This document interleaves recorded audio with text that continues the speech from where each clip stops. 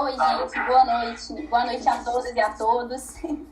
Desculpa o tempinho, a gente estava só aguardando até mais participantes entrarem, né? A gente costuma desses 5 minutinhos para iniciar. E a gente estava fazendo alguns ajustes técnicos também, porque hoje é a primeira vez que a gente vai tentar disponibilizar para vocês a palestra, né? Após. Então, a gente pedimos autorização do professor Fernando Augusto Telepravo, ele já concedeu para a gente está gravando essa reunião. E depois a gente disponibiliza para vocês. A gente vê uma forma de fazer isso. A gente ainda não tem um canal próprio no YouTube para disponibilizar os vídeos, mas a gente informa pelo e-mail também, quando a gente encaminhar o certificado. A gente já aproveitando fazer um merchan também, né? Tem a nossa página do Grupo Polis no Instagram, é Grupo Polis _UFMG, então quem ainda não nos segue, é só acessar lá pelo Instagram, seguir a gente, é por onde a gente divulga as nossas ações, as nossas participações em congressos, eventos, e aí vocês conseguem estar mais antenados ao que a gente está fazendo, né? Então vamos lá. De novo, né? Boa noite a todas e a todos. Meu nome é Brisa, eu sou doutoranda do programa de pós-graduação interdisciplinar em estudos do lazer e sou membro do Grupo Polis, que é o grupo de pesquisa e estudo em políticas públicas de esporte e lazer. Eu estou olhando assim para o lado porque a minha câmera é um pouquinho fora do eixo, mas eu estou vendo todos vocês. Só para explicar um pouquinho sobre o grupo, né? O Grupo Polis, atualmente, ele é vinculado ao Departamento de Estudos da Ocupação e também ao Departamento de Estudos do Lazer, e ele é coordenado pelas professoras Luciana Assis Costa e Daniete Fernandes Rocha, e também pelo professor Luciano Pereira da Silva. O evento de hoje, então, ele é intitulado Polis Convida, e irá receber o professor doutor Fernando Augusto Telepravo. O professor vai debater com a gente a temática sobre políticas de esporte no Brasil e no Reino Unido. E o professor, então, primeiro, obrigado, professor, por ter aceitado o convite, por estar participando do evento aqui essa noite com a gente. Só para falar um pouquinho sobre ele, né, o professor Fernando Telepravo possui graduação em Educação Física, mestrado e doutorado em Educação Física, todos eles pela Universidade Federal do Paraná. Os seus estudos estão voltados especialmente às políticas públicas de esporte e lazer, atuando nos temas Estado, esporte, sociologia, políticas públicas, esporte universitário e lazer prioritariamente, né, essas temáticas. Atualmente, ele é professor do Departamento de Educação Física da Universidade Estadual de Maringá, a UEM, e do Programa de Pós-Graduação Associado em Educação Física, UEM-UEL. Isso mesmo, professor? Ótimo. Orientando os alunos do mestrado e do doutorado. Ele é associado também ao International Sociology of Sports Association, ao Colégio Brasileiro de Ciências do Esporte e é diretor também da Associação Latino-Americana de Estudos Socioculturais del Desporte, além também de coordenador do Grupo de Estudo e Pesquisa em Políticas Públicas de Esporte e Lazer. Antes de passar a palavra para o professor, só para explicar para vocês como que vai ser a composição do nosso evento de hoje, o professor ele vai ter entre 40 e 50 minutos de explanação sobre essa temática. Após esse período, nós iremos abrir para as perguntas e ao longo da exposição dele, quem tiver interesse em fazer alguma pergunta, pode só se inscrever pelo chat, colocar o nome, a gente vai abrir essa lista de inscrição e aí a pergunta ela vai poder ser feita ou por escrito, para quem tiver um pouquinho de vergonha, não quiser abrir a câmera, o microfone, ou pode ser também falada. Aí eu chamo você pelo nome, você abre seu microfone, sua câmera, faz a pergunta, a gente pede só que fique no minutinho aí de até 2 minutos, não extrapolar muito tempo a pergunta para dar a possibilidade de que outras pessoas participem também. A gente pede que ao longo da explanação os microfones e as câmeras fiquem fechadas só para evitar alguma interferência e a gente informa também que a gente não vai ter uma lista de presença, a gente não vai passar uma lista de presença, tem uma pessoa responsável por fazer essa articulação, por aceitar vocês aqui na sala e é ela que vai conferindo também os participantes. Ao final do evento, a gente encaminha o certificado e as informações também sobre como a gente vai disponibilizar a gravação desse evento de hoje. Então, sem mais delongas, né? Bem-vindo, professor Fernando Augusto Telepravo, mais uma vez, né? Obrigada por aceitar o nosso convite. A gente agradece a sua participação aqui conosco nessa noite de hoje. É uma honra para todos nós tê-lo aqui conosco. A gente já vem acompanhando seu trabalho, né, as suas publicações, as produções do GEPOL também, né? Eu acho que assim, vocês são nomes expoentes no cenário nacional e internacional nesse debate das políticas públicas de esporte. E a gente tem certeza que vai ser uma noite muito rica, muito prazerosa, muita troca de conhecimento. Então, fica à vontade, a palavra é sua, eu vou controlando o tempo daqui, mas não precisa ter pressa. Esgotando 50 minutos, eu te aviso, tá bom? Tudo bem, Brisa? Obrigado pela apresentação. Boa noite a todos. Gostaria de agradecer, né, o convite, particularmente a Luciana e o Luciano, né, que são os coordenadores do grupo e que entraram em contato para me convidar para esse espaço aqui. Fico muito feliz pelo convite. Gosto muito de estar com esse grupo, né? Eu conheço mais os professores, mas aos poucos eu vou conhecendo também os alunos que compõem o grupo. Gosto muito do trabalho de vocês, acompanho. Também agradecer a presença de alguns colegas aí. Eu vi que o Billy está na sala. O Billy, assim como eu, teve um tempo na Inglaterra, tem um tempo maior do que eu, então ele é conhecedor de causa, vai poder me ajudar aí no debate, com certeza. Enfim, nós temos presença de gestores aqui, o pessoal inclusive do Paraná acompanhando, Minas Gerais, então fico muito feliz aí pela presença de todos, tá? Vamos lá, vamos falar sobre o assunto. Eu vou compartilhar aqui com vocês a minha apresentação. Um pouquinho.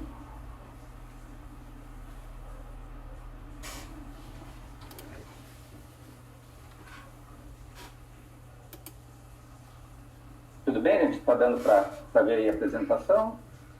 Ela começou a carregar para a gente. Isso, tá dando. Pronto. Beleza, então vamos lá. Vou ficar aqui. Qualquer coisa você me fala, tá, Brisa? Porque eu estou na minha tela da apresentação, então não estou. Você acaba não vendo a gente, né? Exatamente. Qualquer coisa eu te aviso. Pois é. Bom, vamos lá, gente. Quando houve o convite, né, eu pensei em falar sobre política de esporte no Brasil e no Reino Unido, porque é uma temática que tenho estudado recentemente, né? Como apresentado, eu tenho um grupo de pesquisa aqui em Maringá, que estuda o assunto de políticas de esporte e lazer, e, enfim, optei por falar disso. Algumas pessoas tiveram acesso a um texto, né, que é um artigo que está no Prelo ainda, vai ser publicado na revista Pódio, provavelmente na próxima edição, tá? No qual toda essa discussão que eu vou apresentar aqui, que alguns leram no texto, ela está nesse artigo que está no Prelo, tá? Para ser publicado. Eu chamo a atenção aqui para vocês, primeiro, que o próprio título, né, eu falo de política de esporte, né, e não políticas públicas de esporte. Eu tenho buscado trabalhar com políticas de esporte, não políticas públicas, porque, principalmente aqui no Brasil, quando a gente usa esse qualificador públicas para políticas, a gente remete muito à ação estatal, né, exclusivamente à ação estatal.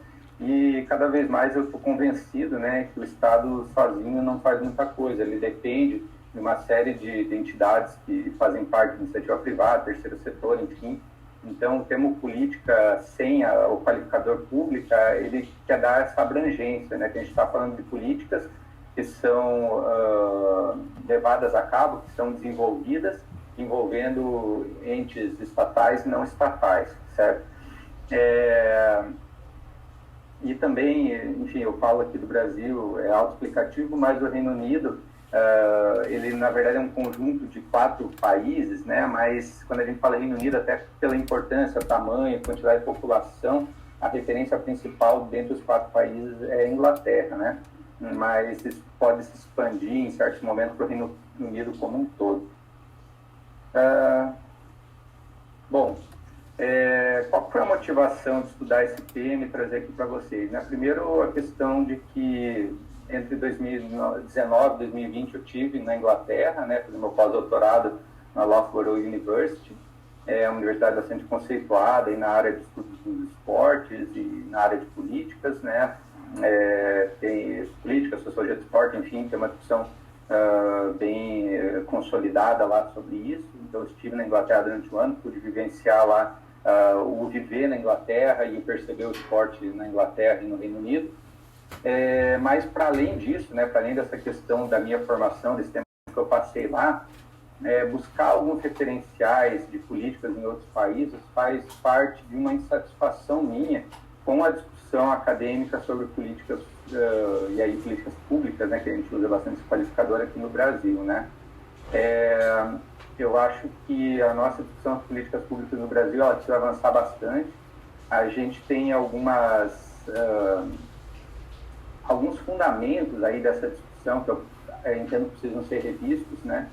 E para rever isso, a gente tem que trabalhar num exercício que não é tão simples, né? Porque dentro da nossa formação, seja nível de graduação ou pós-graduação, a gente acaba construindo esquemas mentais de pensamento em torno dessa temática que nos levam a pensar esse assunto num determinado viés, né? E quando a gente quer desconstruir isso, a gente tem que ir fundo e tentar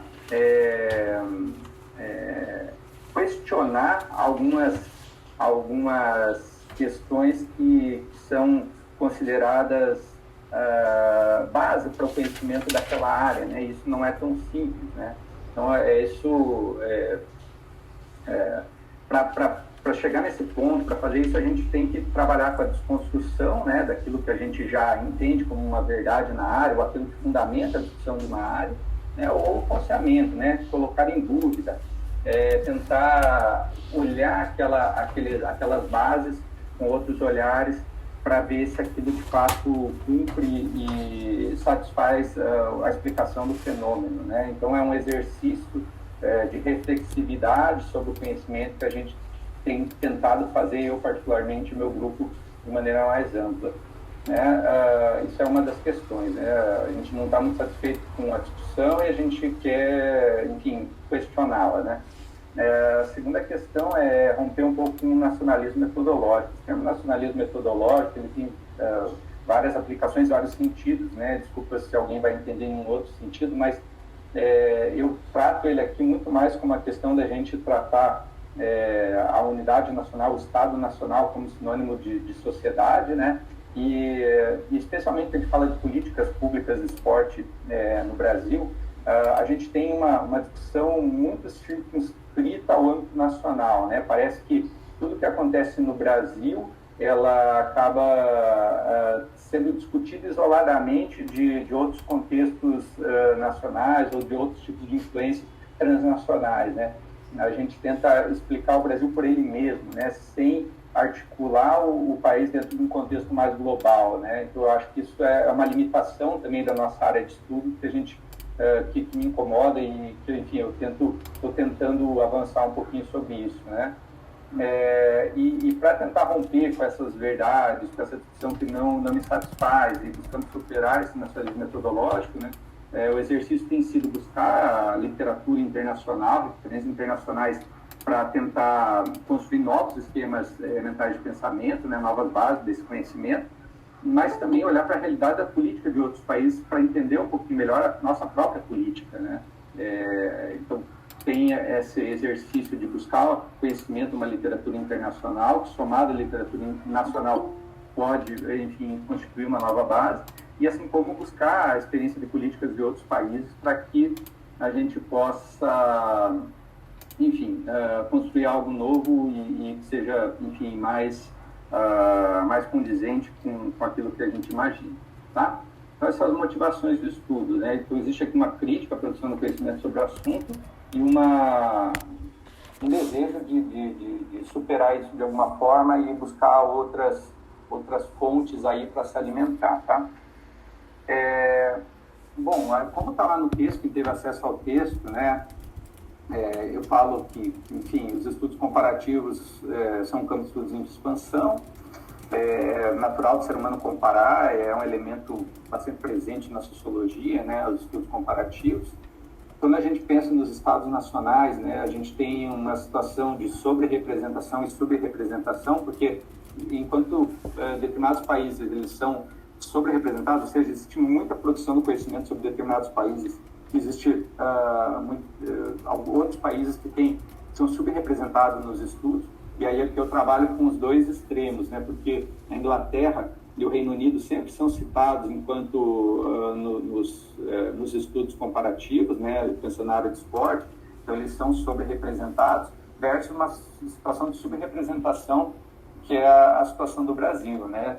Quando existem estudos assim mais abrangentes sobre o Brasil, eles são realizados de forma isolada, não dialogando com outras realidades nacionais, com exceção de um outro trabalho, né? Como, por exemplo, o SPIS, que trabalha o Brasil no conjunto de uma série de países que foram pesquisados a partir de uma determinada metodologia, né? Mas o Brasil é subrepresentado e a gente precisa pesquisá-lo mais, apresentá-lo mais em contraste com outras realidades. E particularmente, existe uma lacuna, né, na discussão da relação entre Estados e federações esportivas, né? Isso tanto a nível nacional quanto a nível internacional. São poucos estudos que se dedicam a estudar essa relação. Existem estudos sobre federações, existem estudos sobre a função do Estado, as políticas do Estado para o esporte, mas na relação de uma lacuna aí no conhecimento que pode ser explorado, isso que a gente buscou no texto, né, nessa pesquisa.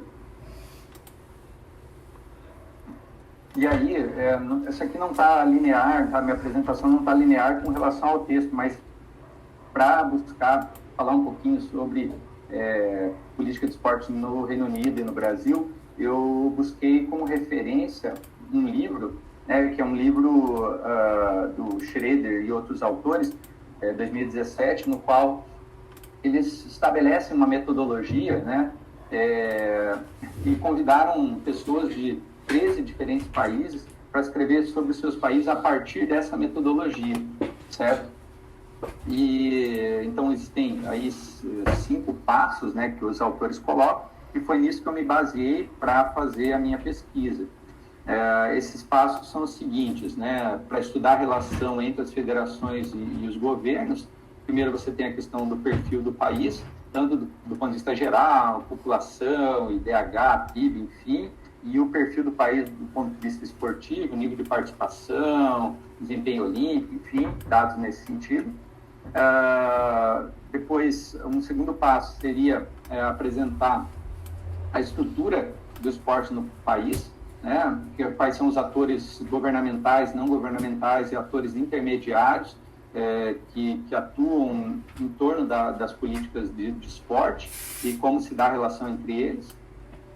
Depois, um outro ponto é a questão da direção, se as federações esportivas, né, de que forma elas são dirigidas pelo Estado, se elas têm, se o Estado tem algum tipo de influência sobre essas instituições, se dá a direção, se existe legislação que determina uma influência direta do Estado sobre as entidades, né? E para isso a gente busca lá a estrutura legislativa e política, entender um pouquinho para entender como que a federação atua dentro desse campo da política.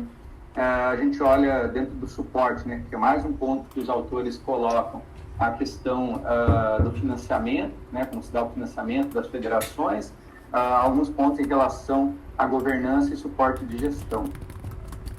E, finalmente, né, a conclusão, porque nesse caso era um livro, né, os autores estabeleceram uma comparação transnacional, né, no sentido de, apresentaram os 13 países e aí, no final, os autores têm um esforço ali de tentar compará-los e buscar pontos de aproximação e distanciamento entre os países pesquisados, né? Então, foi essa a minha base, né, a minha metodologia adotada para fazer a pesquisa em relação ao Reino Unido e ao Brasil.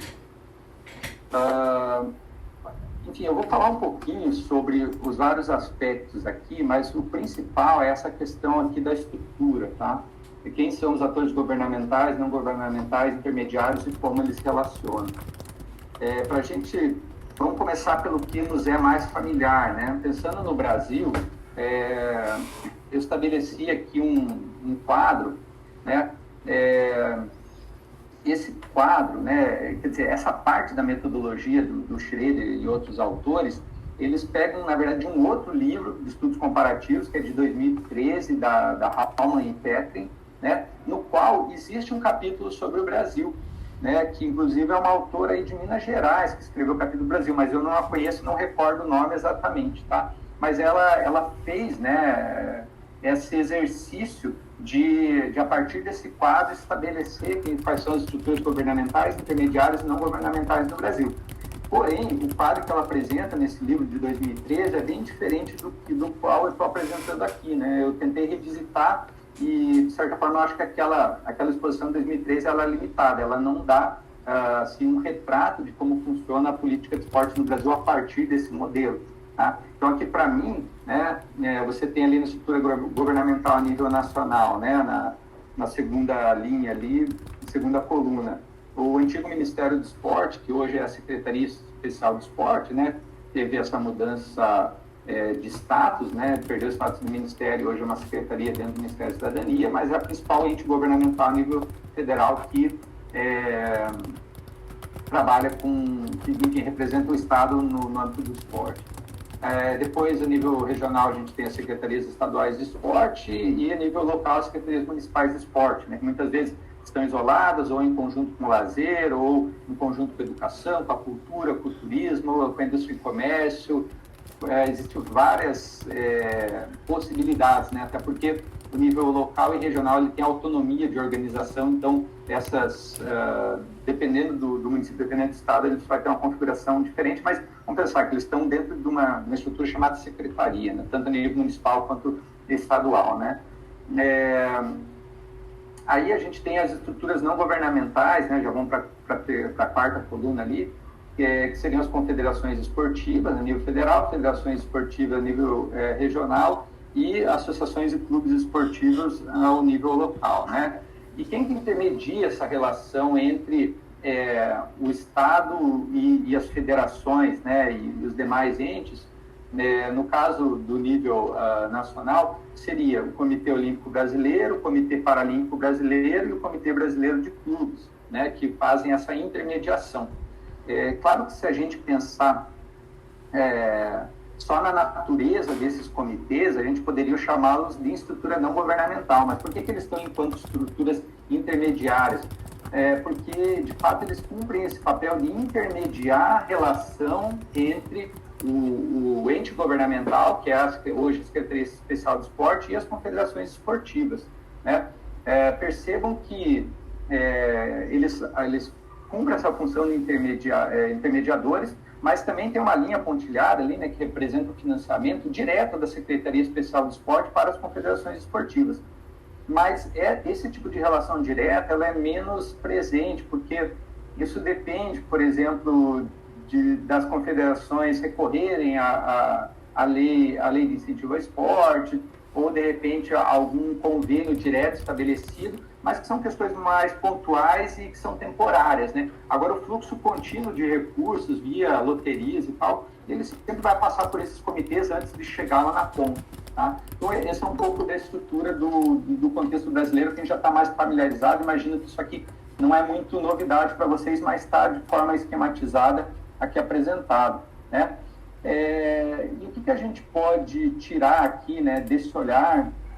E a gente poderia também fazer um exercício semelhante se a gente olhasse para a nossa legislação. A gente vai ver, né, que a nossa estrutura, o nosso sistema, que a nossa política, ela está bastante calcada na questão do rendimento esportivo, né? É uma estrutura que prevê participação olímpica, campeonatos mundiais, representação nacional, né? A gente está falando aqui especialmente de esporte de elite. E eu marquei ali com o círculo essas estruturas intermediárias, né?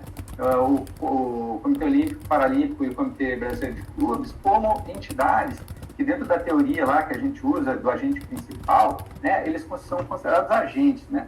E não importa muito aqui a teoria para a gente, mas o que importa é a gente entender que essas entidades, elas concentram um poder muito grande. Por quê? Porque elas estão ali intermediando a relação. Elas recebem dinheiro público e elas dão uma destinação a esse recurso via federações esportivas. Agora, como é feita a distribuição desse recurso, quais serão as prioridades, onde esse dinheiro vai ser mais ou menos aplicado, quais modalidades são priorizadas, elas acabam recaindo essa responsabilidade sobre essas entidades, essas estruturas intermediárias, que conferem muito poder a elas e e elas acabam tendo um papel assim fundamental dentro do desenvolvimento da política e um papel central aí no desenvolvimento das políticas de esporte no Brasil, né? Essas estruturas intermediárias. Agora, passando aqui para o Reino Unido, e eu expliquei lá no texto que eu falo especialmente da Inglaterra, mas tem coisas que extrapolam para os outros países, né? No nível governamental, a principal estrutura é o Departamento de Cultura, Mídia e Esportes. Aí você tem, a nível regional, algumas estruturas, depois as autoridades locais, né? Na quarta coluna lá, que são as organizações não governamentais, a gente tem as NGDs, né, que são organizações nacionais esportivas, que são semelhantes às nossas confederações, tá? Depois as associações regionais e clubes esportivos, né, que a gente não está focando tudo muito, mas pensando mais no nível nacional. E, enquanto instituições intermediárias dessa relação entre o ente governamental e a NGB, lá, a confederação deles, existe a figura daquelas entidades, né, que é a Sport England e a UK Sport. Então, enquanto no Brasil nós temos os comitês, né, Olímpico, Paralímpico de Clubes, lá eles têm a Sport England e a UK Sport, que intermediam essa relação e que, assim como no Brasil, elas acabam concentrando o poder e tendo um papel fundamental aí ao determinar como vai ser levado a cabo as políticas naqueles países que compõem o Reino Unido, tá? Uma diferença que a gente pode visualizar, assim, não tenho tempo de entrar na explicação mais detalhada, mas são duas entidades, né? Enquanto a UK Sport, ela se preocupa mais com o esporte de elite, né? Com essa coisa da representação nacional, participação olímpica, campeonatos mundiais, enfim, essa representação nacional do esporte de elite, o cuidado com o esporte de elite está com a UK Sport, né, que abrange daí os 4 países membros ali do Reino Unido. A Sport England, ela tem um sentido mais de promover o esporte de participação, o esporte para todos, né? Então você tem, por um lado, uma entidade que vai defender e vai coordenar as políticas em torno do esporte de elite, e, em contrapartida, vai ter uma outra instituição que vai estar preocupada com o desenvolvimento da participação esportiva do esporte para todos. E aí é uma diferença importante entre os dois países, né? Se a gente olha para a estrutura da política no Brasil, nesse slide anterior, a gente está falando basicamente de esporte de elite. E aqui a gente já tem tanto o esporte de elite sendo cuidado, como também o esporte de participação, né? Então, eu acho que esse é um item importante, inclusive, com uma instituição para cuidar disso, né? E isso cai numa discussão que a gente tem no Brasil, né? Enquanto o esporte de elite ele é muito bem organizado, ele é institucionalizado, ele tem a sua advocacy, né, a sua defesa estruturada, o esporte de participação, o esporte para todos, ele não tem essa organização, né? Quem levanta uma voz em benefício dele, normalmente, são os acadêmicos, os pesquisadores, mas de uma forma muito isolada, muitas vezes falando para nós mesmos, né? E não existe uma organização institucional que faça essa defesa e que recebe recursos públicos para promovê-lo, certo? Então, essa é uma diferença que enfim, ficou bem marcada, que eu queria destacar para vocês, tá? Bom, para além disso, né, que eu acho que essa é a principal diferença e é uma coisa que eu acho que a gente pode olhar para a realidade do Reino Unido e pensar em alguma coisa semelhante para o Brasil, se a gente quiser, e entender que o esporte para todos, que o esporte de participação é uma possibilidade importante para a nossa população, talvez o caminho da institucionalização, o caminho de estabelecer esse ponto de defesa do esporte para todos, ele fosse interessante de existir no Brasil.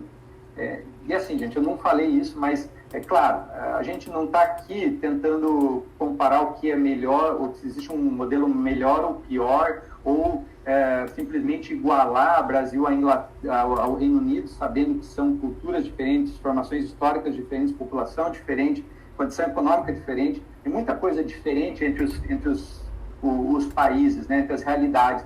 mas a gente consegue minimamente estabelecer alguns paralelos e ver algumas coisas que se aproximam ou que se distanciam. Tá? Para além dessa questão, né, principal que eu coloquei para vocês a partir das imagens, outras questões emergiram também estão lá no texto. Tá? Primeiro, né, como eu me dediquei grande parte do texto para falar do Reino Unido, né, eu tenho algumas referências um pouco mais antigas, ali da década de 90, até referências mais recentes da década de 2010, que vão colocar, né, que os governos locais são os principais financiadores do esporte no Reino Unido. Então, apesar, né, da gente sempre acabar voltando a nossa atenção mais para o nível nacional, e veja que no Brasil isso é muito presente, se a gente tiver as principais discussões assim, que tem mais peso acadêmico, assim, que são mais citadas e que acabam fundamentando aqueles nossos esquemas mentais sobre as políticas de esporte, elas se dedicam a discutir questões nacionais. Né? A gente discute segundo tempo, a gente discute o PEL, a gente discute Bolsa Atleta, a gente discute o Ministério do Esporte, mas a gente pouco olha para o nível local. Né? Lá no Reino Unido, o governo local é o principal financiador do esporte no país. E as nossas pesquisas têm mostrado que no Brasil também, né? Se a gente pegar os orçamentos municipais destinados ao esporte e ao lazer, a gente vai ver que o principal financiador do esporte e lazer no Brasil são os governos locais, são as prefeituras. Então, eu acho que a gente precisa olhar com mais atenção, com mais carinho para os municípios e entender como se dá esse financiamento e como ele funciona, que prioridades são dadas, como que isso está funcionando. Porque a grande maioria dos municípios, desde os pequenos até os maiores, desde os super pequenos, 5, 4, 5 mil habitantes, até as metrópoles com milhões de pessoas, investem dinheiro no esporte, né? E aí é interessante a gente pensar nisso, né?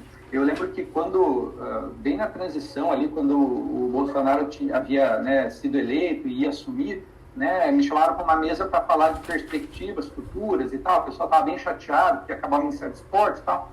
E eu falei assim, olha, tudo bem, eu acho que é uma perda importante, a gente precisa se preocupar com isso, precisa debater, mas existem outros espaços, e isso é legal do federalismo brasileiro, que às vezes o governo federal não dá tanta atenção, mas a gente pode investir um pouco no nível regional, né, estadual, no nível local, porque nesses espaços também tem bastante investimento no esporte e a gente sabe muito pouco sobre isso ainda.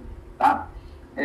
Outra questão que aparece, né, nas minhas pesquisas que eu acho interessante, né, mencionar é que, pensando assim, né, e no texto ali eu falo um pouco dos antecedentes históricos da política de esporte no Reino Unido, e tem uma passagem interessante do período Thatcher, né, que a Thatcher é reconhecida, né, como aquela que implementou as políticas neoliberais, enfim, tudo aquilo que vocês conhecem.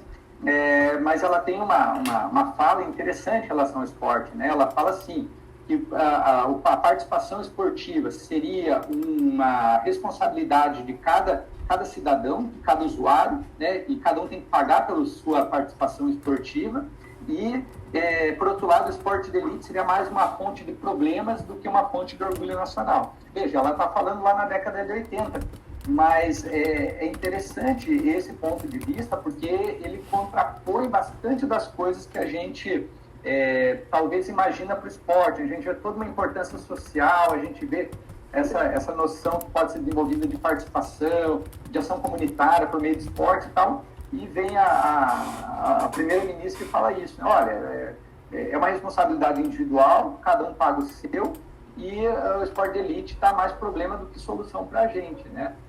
Veja, vamos pensar sobre, não precisamos concordar com ela, mas vamos pensar sobre isso e se de fato pode ter algum sentido nessa fala. Outra questão diz respeito à Loteria Nacional, né? A Loteria Nacional ela passou a financiar o esporte no Reino Unido só a partir de 1994. E assim, avançando, né, na pesquisa em outros países e tudo mais, inclusive no Brasil, a gente vê que as loterias elas são uma fonte global de financiamento, né? Não é só no Reino Unido e no Brasil, são vários os países que usam essa fonte de recursos. Inclusive no Brasil isso começou muito antes, se não me engano em 1969, tá? Isso acabou sendo mais tardiamente no Reino Unido, mas eles têm toda uma relação com a aposta, tal, que é diferenciada, mas é interessante a gente observar que tem algumas recorrências em diferentes realidades, né? O Reino Unido pode ser muito diferente de nós, mas o financiamento para o esporte ele guarda uma certa semelhança, assim como em outros países europeus, asiáticos, enfim, tá? Então é uma coisa que a gente também pode prestar um pouquinho mais de atenção. Uma coisa também que me interessa, que eu escrevi no texto, que eu acho que a gente precisa avançar um pouco, em relação a quais os interesses do Estado no esporte, né? A gente tem aí uma literatura nacional que apresenta, né? Olha, o Estado começa a se interessar pelo esporte durante o Estado Novo, porque queria isso para o esporte, né? Mas eu acho que a gente precisa ainda revisitar um pouco isso. Quais os interesses, né, mais atuais do Estado com o esporte? Por que mesmo frente a uma situação de arroxo fiscal, né, você tem, os municípios continuam investindo no esporte, né? Qual que é o interesse do Estado com esse esporte? Né, visitando lá as fontes no Reino Unido, né, eles falam bastante em moldar o caráter, promover o bem-estar social, saúde, educação, prestígio nacional, economia, cidadania. Então são termos assim que passam próximo do que a gente ouve também nos discursos políticos e até mesmo muitas vezes pela própria defesa da academia sobre o assunto, né? Então vale a pena a gente se dedicar um pouquinho mais em entender isso, né? Que talvez esse caráter, né, que é visto no Reino Unido, que o esporte tem esse potencial, né, e por isso ele permanece na agenda do governo desde pelo menos a década de 60 no Reino Unido, passando por governos de aspectos ideológicos distintos, mas ele se mantém na pauta e com as mesmas justificativas, com as mesmas características, né? Então aí não importa se são os trabalhistas, são os liberais que estão no governo, o caminho do esporte parece seguir uma trilha constante, tá? Isso é interessante da gente pensar. Aí nessa parte de outras questões eu soltei várias, né? Mas é mais para estimular aqui o nosso debate, tá? Eu coloco lá no texto, né, sobre a questão dos percentuais. Se a gente pegar o percentual de participação esportiva no Brasil e pegar o que eles mostram lá como dados oficiais de participação no Reino Unido, a gente vai ver que aqui no Brasil gira em torno de 30%, 40%, e lá é acima de 60%, né? Mas eu não percebi assim, um país tão ativo assim, sabe? E aí eu fui pesquisar um pouco mais e tal, e aí eu comecei a ver que houve uma coisa interessante, né? Primeiro, existia um determinado parâmetro, né? Digamos assim, para considerar que a pessoa é ativa esportivamente, né? Tem que praticar esporte 3 vezes por semana, no mínimo 2 horas, enfim, existia um parâmetro específico lá. Aí, de repente, já esse parâmetro ele caiu, sabe? Não, fazendo uma vez por semana já tá bom. Aí depois ele virou uma vez por mês, sabe? Então, não é que a participação esportiva da população inglesa e do Reino Unido como um todo aumentou substancialmente. No fundo, eles foram diminuindo o sarrafo para considerar a pessoa participativa ou ativa esportivamente, né? E isso dá para ver assim, que é dar um jeitinho na coisa, né? E por que eles deram esse jeitinho, né? Principalmente, quer dizer, esse é um dos elementos, né? Até o Bibi escreveu sobre isso, porque quando teve lá os Jogos Olímpicos em 2012, né, um dos legados lá que eles apresentaram, né, é que os Jogos Olímpicos iriam inspirar uma geração, que ia encorajar as pessoas a serem mais ativas fisicamente. Então eles prometeram que os Jogos Olímpicos trariam uma maior participação no esporte. Só que de fato isso não ocorre, né? A literatura e as pesquisas têm mostrado que o impacto em termos de um mega evento na participação esportiva, ele é muito pequeno e é temporário, né? Essas pessoas podem até se motivar momentaneamente em torno do esporte, mas isso não tem uma manutenção no longo prazo. E aí eles tinham prometido uma coisa, não estavam conseguindo cumprir, então o que a gente faz? Vamos baixar o sarrafo para conseguir ter mais gente ativa. Então, ao olhar esses níveis de participação dos países, a gente precisa ver qual o parâmetro está sendo utilizado, né? Porque senão a gente está comparando coisas diferentes. Chama atenção, né, apesar, né, dessa questão que eu coloco da participação, mas a quantidade de clubes, voluntários, pessoas envolvidas com o esporte, quantidade de recursos, né, do PIB do esporte é muito grande no Reino Unido, e a gente ainda não tem dados no Brasil para fazer essa comparação, porque quando eles levantam essas informações orçamentárias, eles trabalham tanto com orçamento público, orçamento privado, dados relativos ao membership, né, do pessoal, os membros dos clubes pagam, das federações, enfim, tudo isso entra no bolo para falar desse recurso que é mobilizado pelo esporte. E aqui no Brasil, quando a gente até há pouco tempo nem falava de orçamento para o esporte, e agora a gente tem falado um pouco, até o pessoal tinha mencionado ali que um dos encontros foi com o Fernando, lá proveniente do grupo da UNB, né? E o Fernando, por exemplo, o grupo deles, eles falam de orçamento, mas orçamento público, né? Eles olham para o orçamento federal e olham esse recurso, mas isso não representa, está longe de representar o que o esporte mobiliza em termos de recursos financeiros. Então a gente precisaria também avançar um pouco para entender um pouco mais, avançando sobre iniciativa privada, terceiro setor, enfim, esse dinheiro mobilizado. Mas os dados, sim, são bem impactantes em relação ao Reino Unido.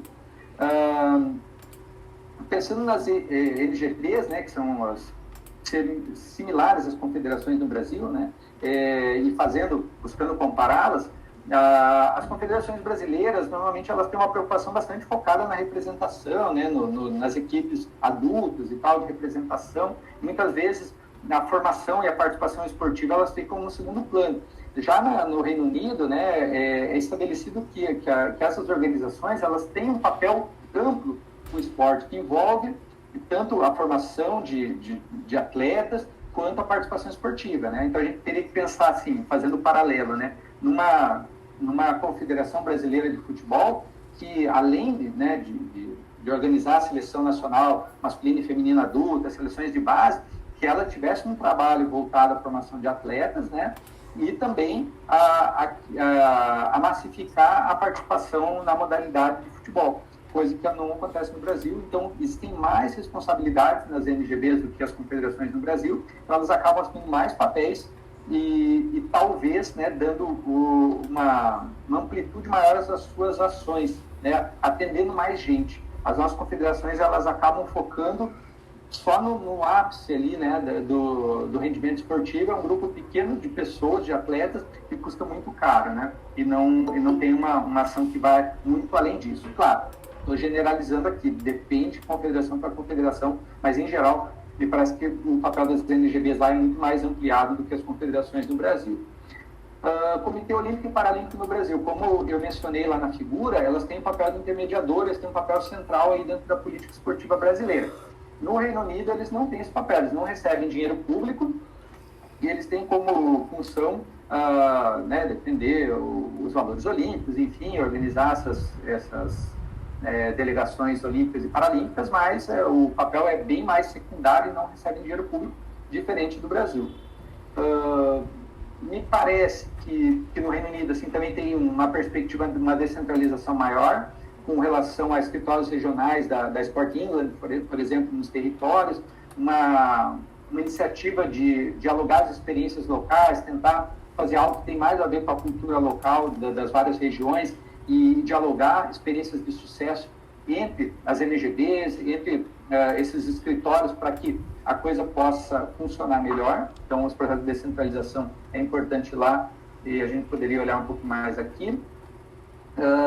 Essa ideia de público não gratuito, né? Eu trago os dados lá no texto, né, de que existem muitas estruturas nos municípios, né, estruturas públicas de esporte, mas eles trabalham com a ideia de um público não gratuito, né? Então, eu morava lá na cidade da Inglaterra e se eu quisesse lá ir no centro de lazer público lá, eu teria que pagar um valor para utilizar a piscina, para utilizar, para fazer uma aula lá, seja de ginástica, academia, esportiva, ou emprestar o espaço para eu poder jogar. Sempre tinha a cobrança de taxas, né? Então eles trabalham com essa ideia. É público, mas você precisa pagar para frequentar. E isso aqui também está longe da nossa discussão, né? No Brasil a gente tem essa perspectiva de que se é público é gratuito, e lá eles têm uma perspectiva diferente. Particularmente sobre o papel do Estado frente às políticas, né, eles buscam deixar claro lá que, claro, a gente está falando da Inglaterra, né, gente, o berço do esporte e tal, e toda essa cultura organizativa de automobilização das pessoas. O esporte nasce, né, nesse berço aí, e eles buscam manter o Estado com envolvimento limitado, né? Eu até trago uma citação lá do Rulli, em que ele fala: o esporte, assim como uma arte, ele tem que garantir uma certa autonomia de funcionamento. Então, o Estado ele pode ajudar, mas ele não pode direcionar tanto as coisas, né? Você tem que preservar essa autonomia que existe no esporte, tá? Por outro lado, né, como o governo ele financia grande parte das ações, ele tem caminhado para algumas exigências em relação à eficiência, a metas a serem cumpridas, né? E, então, isso também, apesar de eles manterem uma certa distância, cada vez mais parece que existe um direcionamento, quer dizer, nós estamos usando recursos públicos, então vocês têm que entregar um produto, vocês têm que cumprir determinadas metas, né? Essa ideia do World Sport Plans tem a ver com aquela noção ampliada das NGBs, tá? Não vou mencionar aqui. Na Inglaterra, né, pensando que existe bastante concentração do poder ali na Sport England e na UK Sport, eu trago ali no texto algumas menções, né, que existe um descontentamento, né, dos principais, que seriam as NGBs, com relação a essa dependência dessas entidades consideradas agentes, né, e são apresentadas algumas alternativas, né, como diversificar as fontes de recurso, a troca de informação e de tecnologia entre as NGBs para serem mais eficazes e depender menos do dinheiro público. Então, existe mais esse problema. Aqui, como no Brasil, as entidades dependem bastante do dinheiro público, na Inglaterra, no Reino Unido, as entidades também dependem muito do dinheiro público e a tomada de decisão está muito centrada na UK Sport e na Sport England, o que faz com que as NGBs elas fiquem numa posição menor ali dentro da hierarquia, da coisa funcionando, então ele tem que acabar cumprindo a ordem do governo, cumprindo a ordem dessas instituições, eles ficam inferiorizados nessa relação, né? E outra questão, né, que eu levanto, que como ali naquela imagem eu coloco muitas vezes a relação entre governo e federações do Brasil, ela pode ter uma característica direta, a gente pode ter uma aproximação um pouco mais com a noção de cogestão que eu trabalho no texto também, né? Daí a gente anula aquela figura ali do agente que atua em função do principal e a gente pode falar de uma federação que, por exemplo, ao apresentar uma confederação, ao apresentar um projeto para a lei de incentivo ao esporte, ela pode trabalhar mais em cima dos seus interesses e da particularidade da sua modalidade, por exemplo, diferente de quando ela está ali sob os auspícios do que o Comitê Olímpico ou Paralímpico quer para aquele esporte. Tá? Desculpa passar rápido, que tem bastante coisa e eu vejo que o tempo já está correndo e não é ruim ficar ouvindo muito tempo alguém falar, né? Eu prefiro que a gente converse. Enfim, né? Eu encerro o texto, né, que foi base para essa fala, falando que muitas vezes, né, e essa foi um pouco da minha expectativa, né, que quando a gente vai olhar para países tão diferentes como o Brasil e Inglaterra, ou o Brasil e o Reino Unido, a gente espera encontrar coisas muito diferentes, mas tem muitas coisas que são parecidas, né, e por isso que vale a gente fazer essa discussão a partir da noção de globalização, né, e superando aquela ideia de nacionalismo metodológico, porque o Brasil não se explica por ele só, né, ele está aí envolvido em processos globais, e esse processo de estruturação esportiva, ela vem sendo construída e com certeza sob influência de outros países, né? E pensa assim que, apesar de hoje a gente ter toda uma facilidade de comunicação e tal, talvez há 50, 60, 70 anos atrás não era assim, mas desde aquela época você tinha muita mobilidade de equipes, de grupos dessas confederações, comitês, se deslocando pelo mundo e trocando informações em campeonatos, em Jogos Olímpicos, enfim, né? Então essa ideia de como organizar o esporte nacionalmente, ela acaba tendo um fluxo de informação muito grande, né? Mesmo em períodos onde a comunicação era mais dificultada, porque o esporte possibilita isso, né? Essa troca de experiência, troca de informações constante pela natureza do esporte, né?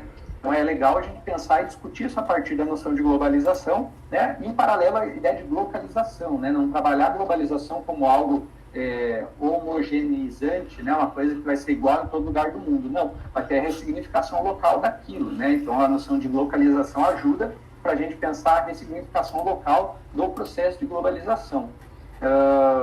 As noções de policy learning e policy transfer cabem muito aqui, né? Porque essa coisa de você aprender com a política do outro, de transferir a política a partir de outra realidade, ela me parece muito adequada para a gente pensar como esses sistemas nacionais eles vão se configurando, né? E, enfim, é um campo de pesquisa a ser explorado. Veja, que é um exercício, eu tive o cuidado de falar assim, me parece, porque eu não tenho toda essa propriedade para falar com, né, de uma realidade da qual eu não vivi muito tempo e tal, mas a gente precisa avançar muito, por exemplo, na realidade do Reino Unido, para entender mais e explorar aspectos mais pormenores dessa relação, né, de como se estabelece política naquele país, esporte naquele país, né, porque a gente ainda está com uma visão mais periférica, uma panorâmica do assunto, né, uma visão mais panorâmica, então a gente precisa entrar nas particularidades e problematizá-las, e assim como a gente tem inúmeras outras realidades nacionais, as quais podem ser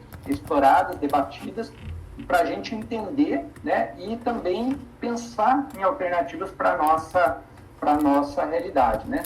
Como eu falei, não se trata de falar que um é melhor que o outro ou que a gente tem que copiar tudo do outro, a gente tem a nossa própria dinâmica, mas eu acho que vale a pena a gente compreender outras realidades e pensar se elas servem ou não para nós, né? Porque me parece que a gente acaba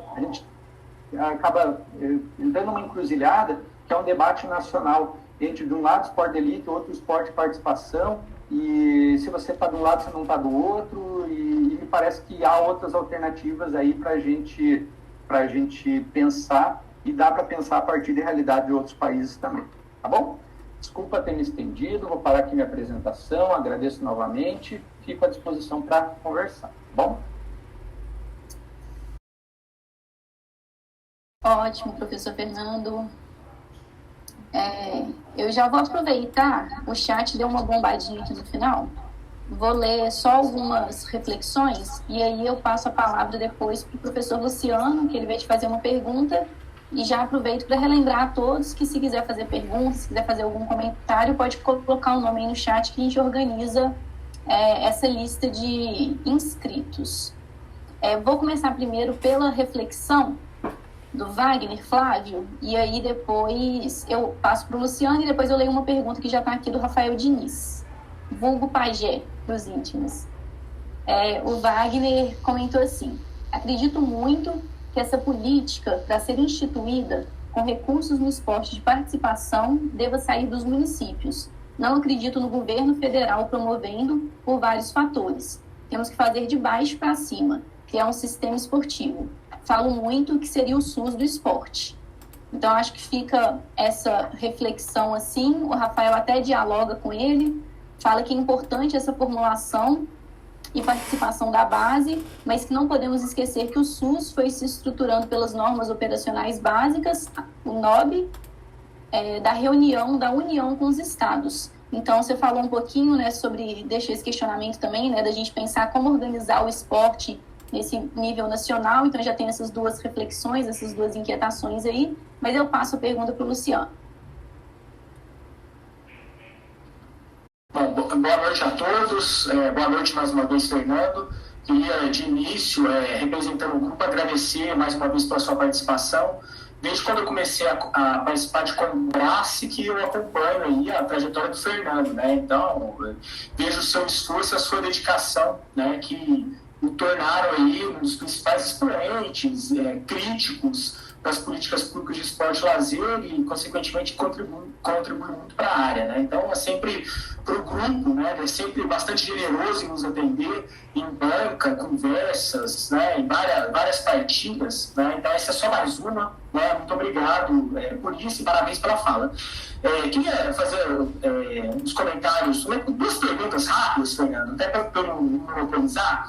A primeira é o seguinte, no texto que você nos enviou, que a gente teve o privilégio de discutir, você vai apresentar duas abordagens que você fala aí no final, né, essa coisa da governança, da relação entre Estado e federações, né? Então, uma abordagem é o que os autores que a desenvolveram vão chamar de agente principal, né? Instituições atuam como intermediárias entre os governos e a federação, que é o caso do Brasil e o caso do Reino Unido, com intermediários diferentes, mas ambos possuem esse intermediário.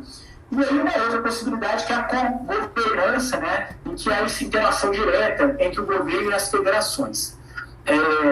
Existe uma literatura, uma discussão já consolidada, que é no caso brasileiro, que critica muito esses intermediários, porque eles acabam defendendo às vezes, interesses de uma determinada parcela, né? E não dão, por exemplo, dentre outras coisas, o destino correto ao dinheiro público, ao interesse social, talvez, e mais democrático nessas políticas.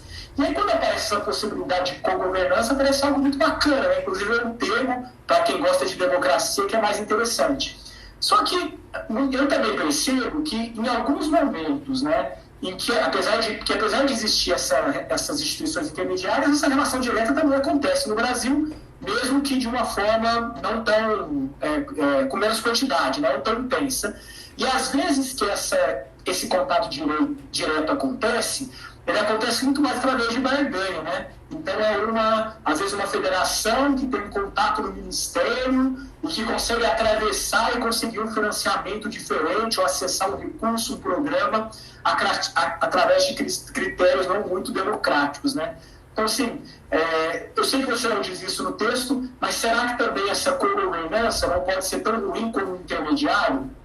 Será que o nosso problema não é o tipo de intermediário que a gente tem? Talvez a gente precisasse de outros intermediários, que as confederações existissem, mas outros intermediários também estivessem presentes, até para poder tensionar um pouco essa relação, inclusive das manifestações do esporte. E aí, outra coisa que eu queria dizer, queria te ouvir sobre isso, né? Outra coisa que eu queria dizer é um pouco até metodológico do trabalho, porque quando você apresenta o quadro, no caso brasileiro, você não coloca, foi até uma coisa que a gente discutiu no grupo, no caso brasileiro você não coloca aquela seta dupla que mostra uma relação hierárquica. Então, por que isso? É diferente no caso do Reino Unido, é porque você não colocou ou realmente você não percebe uma relação hierárquica entre essas três estruturas de governo, né? E acrescentando isso, né, os limites da gente comparar a Federação Brasileira com o MGB no Reino Unido. Eu conheço a partir só do seu escrito, né? Não é algo que eu tenho pesquisado, mas me parece instituições muito diferentes, né? Então, no caso brasileiro, são instituições de uma modalidade, com uma tradição de... Os caras são quase reis dessas instituições, né? Com uma permanência de décadas, né? Os dados que a gente tem do seu estudo é que essas LGBs, elas são de múltiplas esportivas, talvez mais democráticas, mais amplas, né, mais plurais, né, mas também não tem elementos para problematizar mais do que isso. Então, os limites dessa comparação da federação com a LGB. Não precisa falar tudo, não. Você escolhe o que você quiser comentar. Obrigado pelo espaço aí. Mais uma vez, obrigado pela participação. Fala agora, Pris, eu espero. Como é que eu... Pode responder, porque nós temos mais 4 perguntas, 2 escritas, 2 faladas. Eu organizo as 2 em blocos depois. Tudo bem. Então, só para comentar ali, né, o que o Wagner e o Rafael... Primeiro, agradecer a presença do Wagner. O Wagner é um cara que trabalha na gestão lá e sempre está nas atividades, está muito interessado aí, a gente precisa mais gestores assim. Ele fala, né, da questão de uma organização, né, o papel do município, compara ao SUS, a Rafael vai falar um pouquinho também sobre a estruturação do SUS. Então, veja, eu sei que há uma defesa aí, né, por parte de algumas pessoas em relação a um sistema nacional de esporte e tal, o qual eu concordo, eu acho que é importante, né, se a gente tivesse uma organização maior, né, o que é o papel de cada ente federado, o que é o papel da federação, o que é o papel da iniciativa privada, enfim, tudo isso acho que ajudaria, né. Agora, o problema é que eu vislumbro que isso está muito longe de acontecer, sabe? E aí, eu acho que a gente não pode gastar todas as fichas nisso. Dizer assim, enquanto não tiver um sistema, nada vai funcionar. Na verdade, existe um sistema, só que ele não é oficializado em termos de legislação e tal, isso está muito claro. Mas eu aposto minhas fichas um pouco, mas concordo, estou com você. Ó, se puder, eu gostaria de ter um sistema bem bonitinho e tal, bem estabelecido como o SUS. Mas já que a gente não tem, a gente tem alguma coisa que acontece, né? A gente tem os municípios atuando, a gente tem os governos estaduais atuando, a gente tem o governo federal atuando, a gente tem as organizações não governamentais, a iniciativa privada e as coisas acontecendo. Então, eu apostaria a gente entender um pouco mais o que está acontecendo enquanto a gente não tem um sistema, porque ali existe uma certa lógica. Se a gente for olhar, os municípios atuam dentro de uma determinada lógica, os estados atuam dentro de uma determinada lógica, que não é uma lógica escrita, mas é uma lógica prática. Então, enquanto a gente não chega a um sistema, diz assim, vamos tentar entender um pouco melhor, e daí talvez, com esse entendimento um pouco mais aprofundado, a gente consiga, talvez não de fato construir um sistema de uma vez só, mas pelo menos assim, olha, município, você veja assim, a maioria dos municípios só atua nessa frente, que você está sobrepondo, você, o município específico, Mariana, né, está sobrepondo a ação do Estado. Vamos pensar um pouquinho diferente, para alinhar e tal. Então, tem coisa que dá para fazer para além do sistema enquanto ele não vem, tá? Para a gente não ficar batendo só numa tecla e, de repente, gastar toda a energia ali e a coisa, eu não vislumbro, vai acontecer tão logo, tá? Só esse comentário. Em relação ao Luciano, é assim, Luciano, a ideia de co-governança, até mesmo a literatura que eu acessei, né, eles falam assim que é um conceito mais teórico do que prático. Na prática, ele pouco ocorre, de fato, né? Então, assim, enquanto noção teórica, ela é uma noção teórica interessante, né? Olha, senta de um lado a confederação, de outro o Estado, eles conversam, constroem junto uma política e tudo mais. Agora, na prática, o que acontece, né? É o Estado ali se matando, né, para dar conta das demandas com um grupo de pessoas reduzido, muitas vezes esse lobby político, com N pressões de destinação de recursos, e a coisa tendo que acontecer. Então, na prática, eu vejo muito longe de acontecer uma coisa legal, como conceitualmente é a ideia de cogestão. A gente também está muito longe disso, mas, ao menos se existe essa relação direta, é mais provável que faça valer os interesses da federação do que quando ela trabalha com intermediário.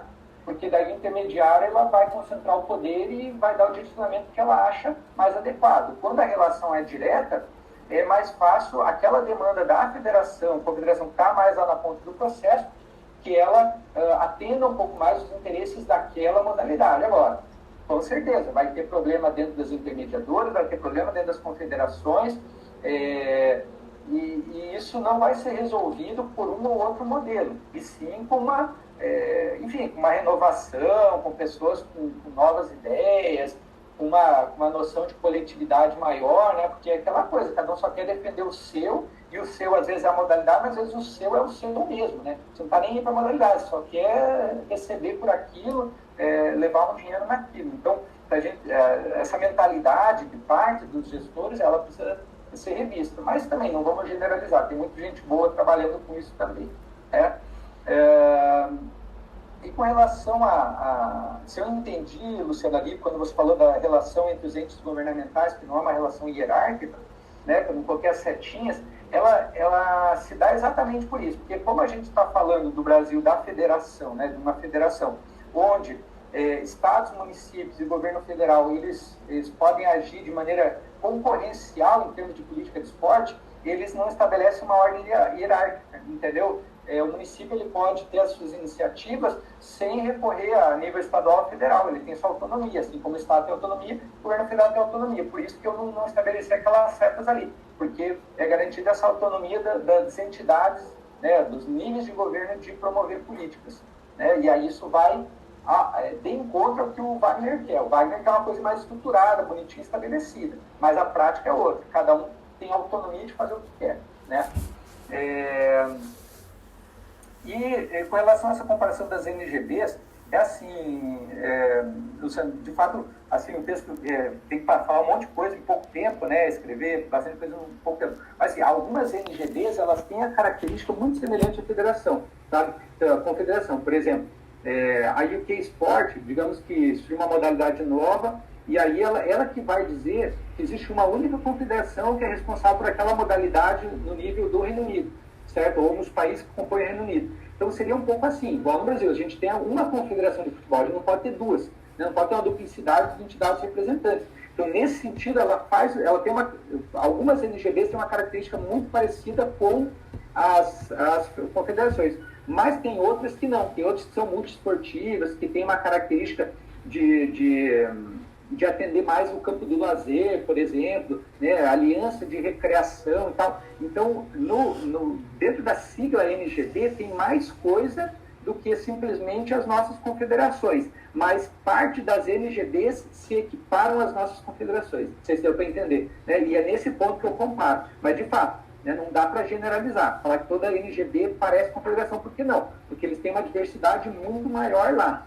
né? Agora, com relação assim, se elas são mais democráticas ou como que internamente aí eu não avancei sobre isso, né? Mas eu entendo assim que sempre vai ter essa advocacy, né? Essa defesa em função daquilo que ele representa, né? E aí a noção cultural de defesa, de participação, ela é diferenciada no Brasil e na Inglaterra, com certeza. E é uma questão cultural, não é porque é dentro da instituição. Nós, enquanto povo, temos uma noção diferente de participação, cidadania e tal, do que o povo inglês. E aí isso vai se refletir, né? Então, o que eu quero dizer assim, que quando a gente coloca uma crítica, por exemplo, a comitês, a confederações ou ao próprio governo, infelizmente eles são reflexos da nossa sociedade, né? Nós somos assim, né? E isso vai refletir nessas entidades. Não é que assim, a nossa população é boazinha e os caras maus que foram para esses lugares, não. É reflexo, né? Como tem dentro da nossa população gente que tem uma noção de cidadania mais ampliada, outros que só pensam em si, isso vai se refletir dentro das confederações também e dos comitês, né? E a noção lá, culturalmente diferente, também vai refletir dentro dessas instituições. Ok? Por enquanto é isso. Obrigada, professor. Bruno Ocelli, enquanto você vai se organizando aí, abrindo sua câmera e microfone, eu vou já lendo a pergunta do Rafael Diniz, tá bem? E aí, Bruno? Professor Fernando, Rafael perguntou: tendo os municípios como principais financiadores do esporte no Brasil e na ausência de uma liderança federal para definir um sistema nacional, os estados não poderiam ter maior protagonismo em definir um sistema regionalizado? Essa é a pergunta do Rafael. Bruno, pode abrir seu microfone, a palavra é sua. Beleza. Boa noite a todas e todos. Prazer estar aqui com vocês, né? Parabenizar o Polis aí pela iniciativa, muito legal, né? Um abração especial aí para o professor Luciano, para a Luciana, que a gente tem um carinho muito especial, a Brisa, viu o Rafa aí, abriu a câmera com a filhota ali, super legal. E um abraço especial para o professor Fernando, a quem a gente tem o maior respeito e a maior admiração pelo trabalho, né? E até pela vanguarda nos estudos de algumas temáticas, como me parece ser o caso, né? Aqui, prof, a gente vê que às vezes a discussão vai caindo sempre ali para a questão do federalismo, né? E quando você estava comentando, fazendo sua fala, eu tive a impressão de que o desenho institucional brasileiro, ele já, de alguma maneira, já induz esse protagonismo para os municípios, por meio de uma descentralização, né? E aí eu fico pensando será que não nos falta coordenação? Eu acho que a ideia gira um pouco daquilo que já foi comentado aqui, e eu também vejo numa distância considerável para que a gente experimente uma realidade um pouco diferente, mas eu fiquei me perguntando assim, realmente os municípios têm adotado algum protagonismo, porque no final das contas, se eles não fizerem, não vai ter nada, né? E a depender do grupo que está no poder, no governo e tudo mais. Mas eu fiquei pensando será que isso não pode em algum momento afogar esses municípios, né? Afogá-los? Será que não é desproporcional essa descentralização em relação às responsabilidades para promover uma política de esporte, não necessariamente uma política pública? Mas será que essa descentralização ela também não deveria vir acompanhada de uma descentralização de recursos e alguma coisa nesse sentido, né? Eu fiquei me perguntando um pouco isso. Eu estou aqui em Ouro Preto, né, agora. Nós estamos fazendo uma parceria de cooperação técnica com a Prefeitura Municipal, e a gente começa a perceber o tanto que, por exemplo, a existência de um fundo municipal é importante para se garantir alguma medida, o desenvolvimento de algumas ações, o tanto que seria importante que a opção da maneira com que esse fundo vai ser usado possa ser democrática, por exemplo, na participação de um conselho municipal, que aqui, felizmente, tem se mostrado ativo. Então, assim, eu ia caminhar um pouquinho também na minha fala para a pergunta que eu acho que a Sheila colocou, então eu não vou não vou atropelar ali na pergunta da Sheila em relação a essas parcerias. Mas eu também faria uma pergunta no sentido de como que você enxerga, né, essa questão tanto dessa sobrecarga, às vezes, de responsabilidade que recai sobre o município, sem a devida descentralização de recursos, muitas vezes não são só financeiros, até intelectuais, recursos, né, que eu acho que materiais, né, eu acho que eu caminharia por aí, e como que também você percebe essa questão de o foro participativo, né, em relação às tomadas de decisão, se isso ficou evidente na sua experiência, né, que você tão bem narrou para nós. E vou ficando por aqui, né, na minha semi-reflexão, semi-pergunta, para a gente poder debater. A intenção era contribuir mesmo e demonstrar o nosso carinho aí, nosso respeito pelo trabalho. Um abraço para todas e todos aí. Boa noite. Obrigada, Bruno. Boa noite. Pode ir, professor. Bom, obrigado, Bruno. Obrigado, Rafael, pelas perguntas, pelas palavras. Eu vou começar a falar um pouquinho na colocação da Rafael, mas, claro, já vou entrar no Bruno porque ela se aproxima, né? Quando o Bruno fala se não caberia o Estado, né, articular um pouco os sistemas regionais, né? Então, assim, a nossa legislação, ela faculta, né, a estados estabelecerem sistemas regionais, mas são poucos os estados que o têm. Eu sei que a Bahia tem um sistema estadual de esporte, né, mas eu desconheço outros estados que o tenham. Então, assim, o que isso mostra, né? Mostra que não é só a força da lei, porque ela não é uma lei impositiva, ela é uma lei que possibilita, né? Mas, assim, não há uma mobilização, o esporte ele não acaba mobilizando recursos no sentido de uma defesa, de que aquilo enquanto uma pauta importante, de gastar um tempo de discussão legislativa, estruturar isso, trazer a discussão, né? Então, assim, às vezes a gente fica esperando uma coisa do político, do legislador, e dá uma importância para o esporte, enquanto defensores do esporte, que talvez para a sociedade como um todo e para a classe política não é tudo isso, né? Então, assim, essa possibilidade ela existe, mas ela não se efetiva. Aí a gente tem dois caminhos, né? A gente poderia lutar por uma lei impositiva, olha, precisa existir, né? Isso é um caminho, olha, precisa existir os sistemas estaduais, né? E aí isso obriga os estados a fazerem, mas também tem que trabalhar na outra ponta de legitimar cada vez mais o esporte, enquanto um elemento social importante, né? Ainda, no geral, o esporte não mobiliza tantos recursos políticos e financeiros. As pessoas não estão tão preocupadas com o esporte. Existem outras demandas consideradas mais urgentes, ou que são mais interessantes aos olhos dos políticos de trabalharem, seja os legisladores ou os implementadores. Agora,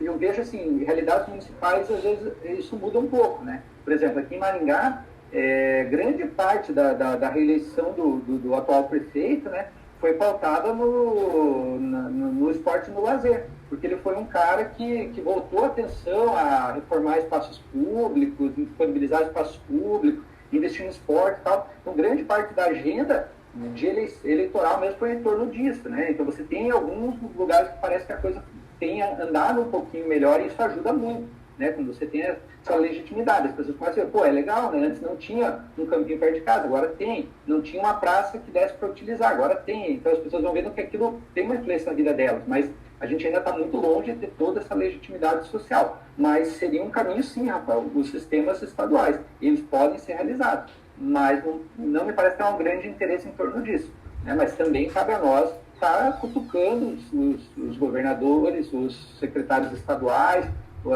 os deputados estaduais, para ver se gera algum tipo de movimento nesse sentido, né?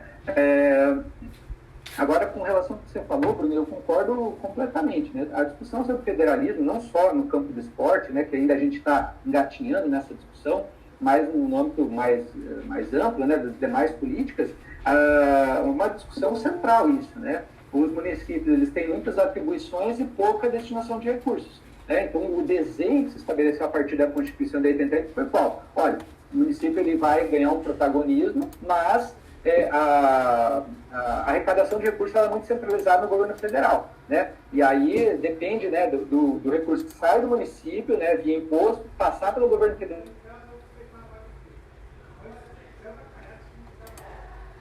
Lógica da equidade regional, né? Então, um estado mais envolvido, ele contribuiria mais, o governo federal destinaria esse recurso para um estado mais pobre para manter uma certa equidade. Mas na prática não é isso que acontece.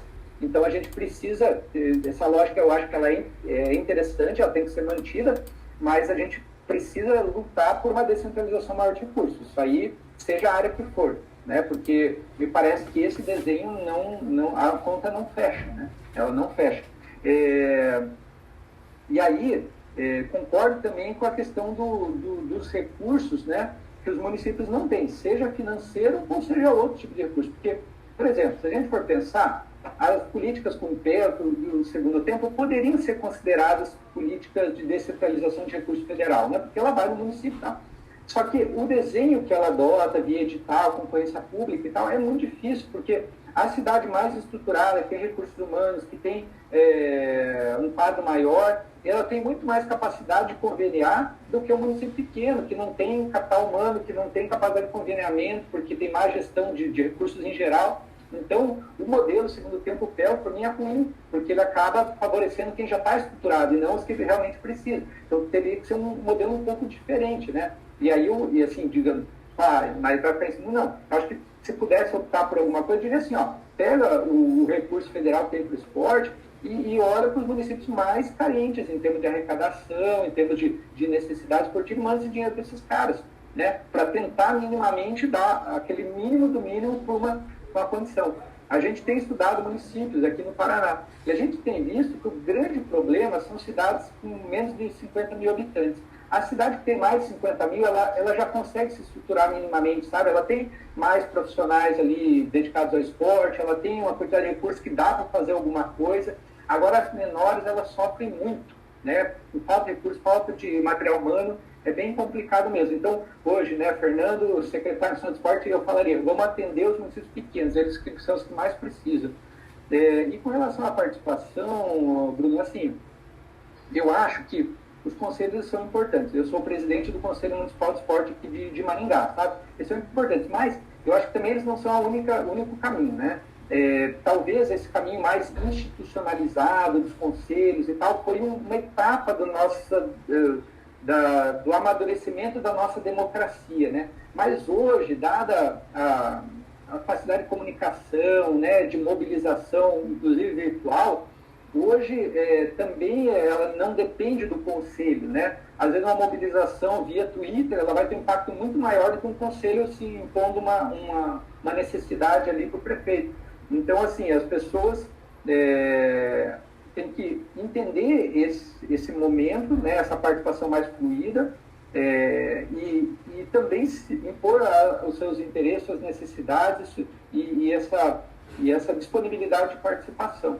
Tá? Porque também não é todo mundo que está disposto a gastar, entre as parte do seu tempo para estar mobilizando certas demandas e tal. As pessoas têm sua vida, têm uma série de demandas e às vezes o esporte não está. Então, na ausência disso, né, uma mobilização mais ampla, talvez a gente possa, via conselho, via profissionais de educação física que são diretamente interessados no assunto, ter uma organização, porque a participação, mesmo por entidades não governamentais, ela tem um peso importante dentro da tomada de decisão política. Eu acho um caminho interessante. Por isso que eu citei, inclusive, a institucionalização do esporte para todos lá na Inglaterra. Eu acho que eles ganham muita força com isso, né? Mas a gente ainda é muito desestruturado. Os próprios conselhos, eles têm suas dificuldades. Muitas vezes a composição deles é muito ruim, né? Você tem um peso ali, o cara é secretário, é presidente do conselho e tem mais 5 votos, não muda nada, né? Só vira só um espaço para legitimar as ações. Então tem tudo isso, né? Mas eu vejo com bons olhos, acho que é um caminho a se investir, né? E claro, por exemplo, quando a gente estava discutindo o sistema aqui do estado do Paraná, né, a gente não conseguiu avançar quanto gostaria. Mas uma das coisas era assim, bom, você quer acessar recurso estadual, você precisa ter conselho municipal. Aí isso obriga esse curso, a tendência é demorar muito mais para acontecer. Bom, desculpa, também são mais reflexões, né? Não é uma resposta fechada, mas é para a gente ir conversando. Obrigada, professor. Professora Luciana, enquanto você se organiza aí também, vai abrindo a câmera, eu vou ler a pergunta da Sheila Azarte. Fernando, parabéns pela pesquisa e pela exposição. É um trabalho que nos ajuda a ampliar a relação entre governos e esporte no mundo. Existe uma relação entre o esporte e o governo do Reino Unido.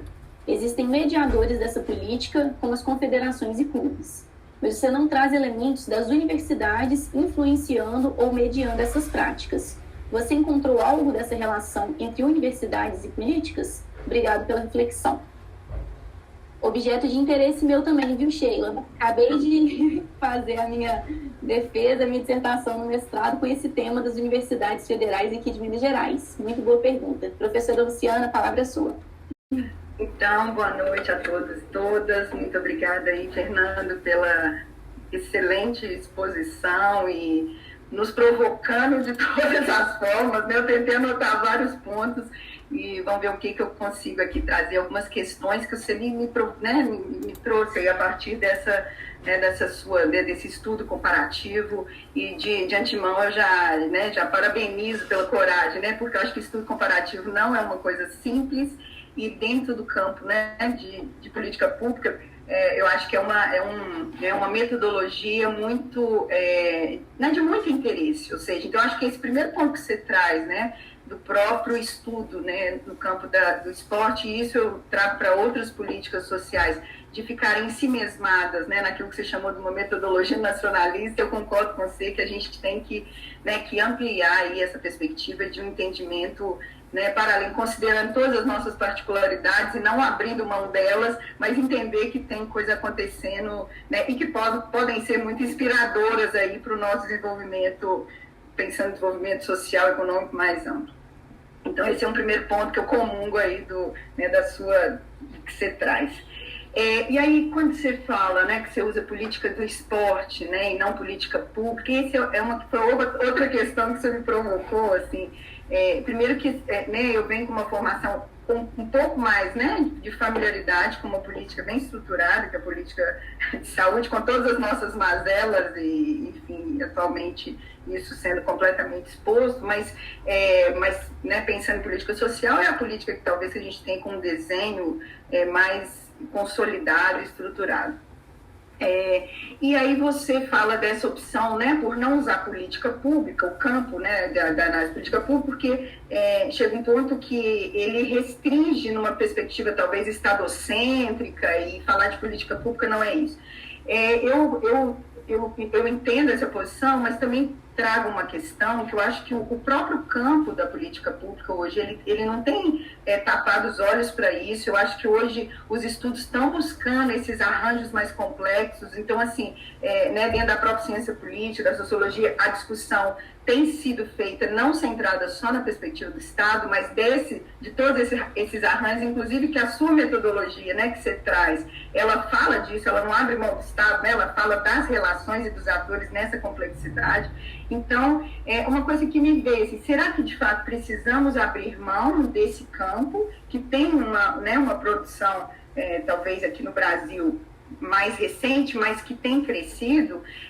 Porque uma das questões que são colocadas é que a própria, pelo fato de ser muito interdisciplinar, né, e dessa perspectiva de análise de política pública estar em várias políticas, em várias áreas, uma das coisas que nos dificulta, inclusive, fazer estudos comparativos, tanto internamente quanto internacionalmente, é a ausência de um mínimo núcleo duro e epistemológico do conhecimento. Então, eu fico pensando, será que a gente tem que abrir mão, talvez, aprofundar e buscar entender esse campo na sua vastidão, considerando que, pelo que eu tenho estudado, assim, ele não tem se centrado numa discussão puramente estadocêntrica. Enfim, eu acho que isso tem sido algo bem problematizado. E eu lembro, assim, na saúde, isso é assim, talvez um pouco menos do que no lazer, mas também, né, nas políticas, análise política pública de saúde,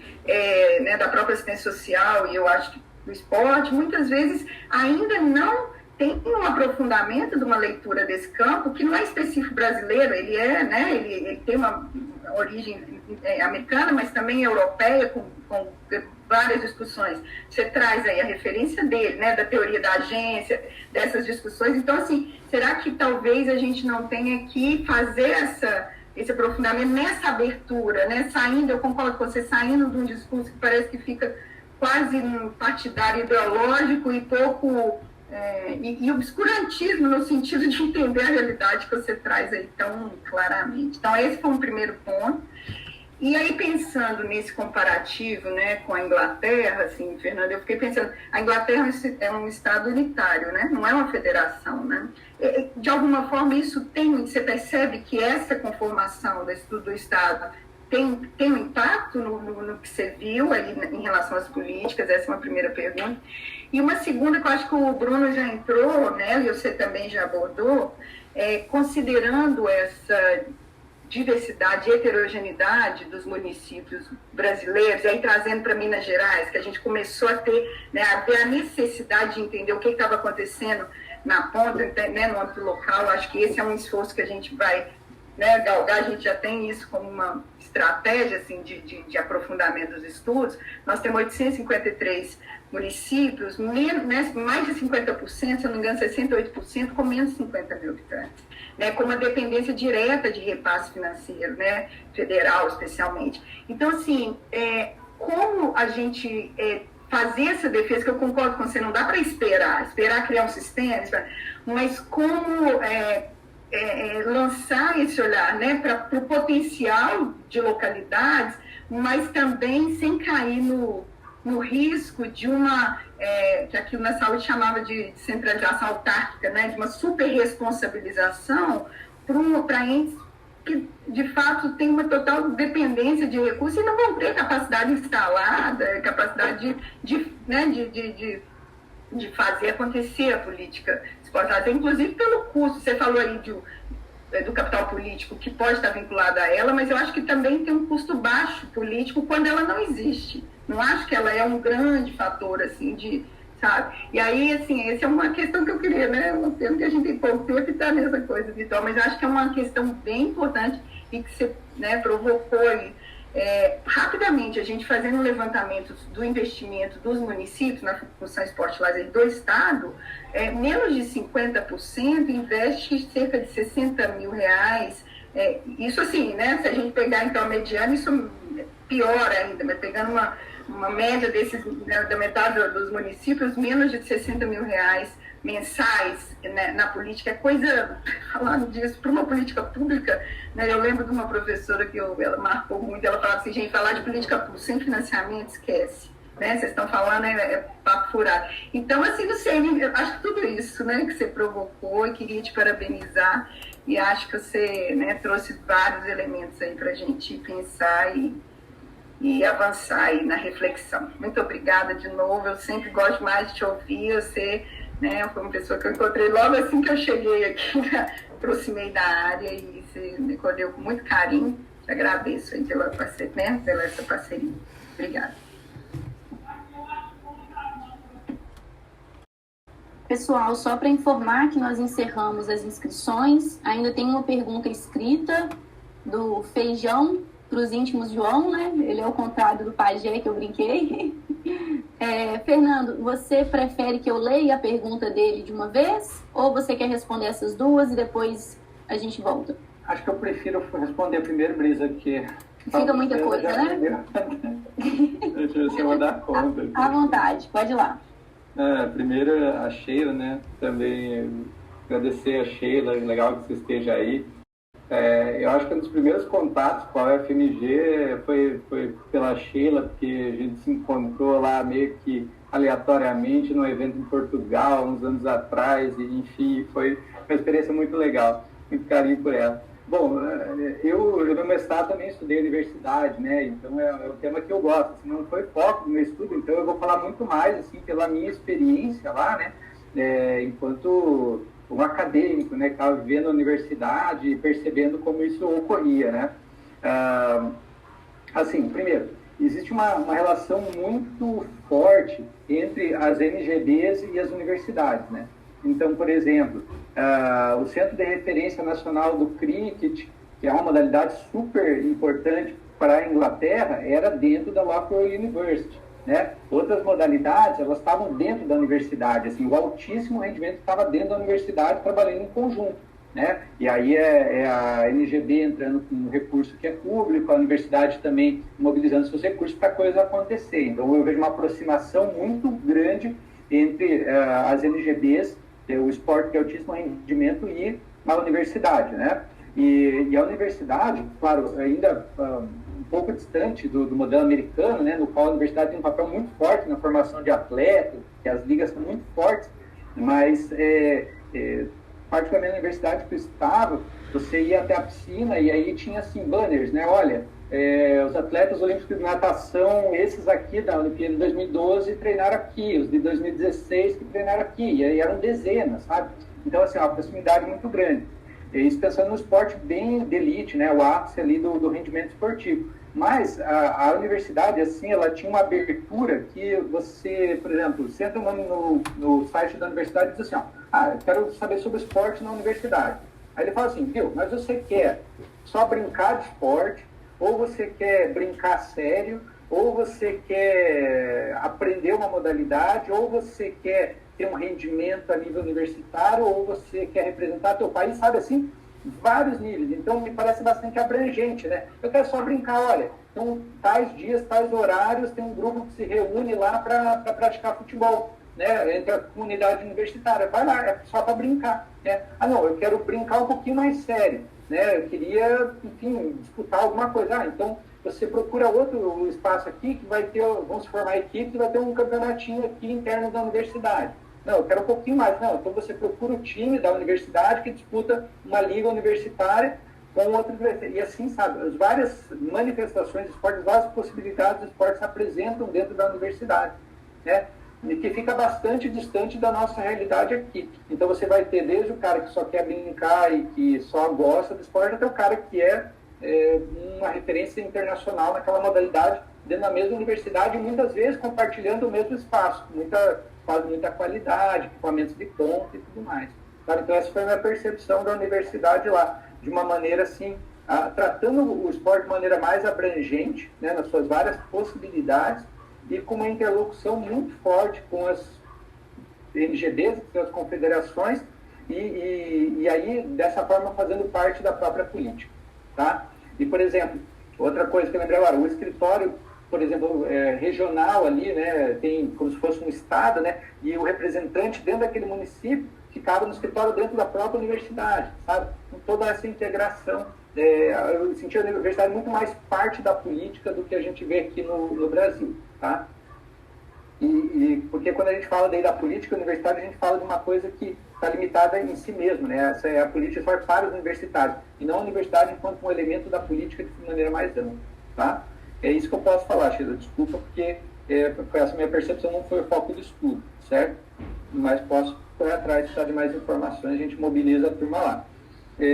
Com relação à Luciana, bom, vamos tentar aqui. Então, Luciana, assim, eu entendo, né? E aí foi legal, né, que você falou, eu sei que você é proveniente da discussão da saúde, né? Foi um prato cheio, assim, tá na Inglaterra, né? Porque o NHS lá inspira o SUS e assim, me parece que o NHS está um passo à frente, né? Porque daí ele passou por essa estruturação de política social que depois experimentou um pouco do neoliberalismo e ela precisou se transformar de certa forma, né? Então, assim, enquanto usuário mesmo, né?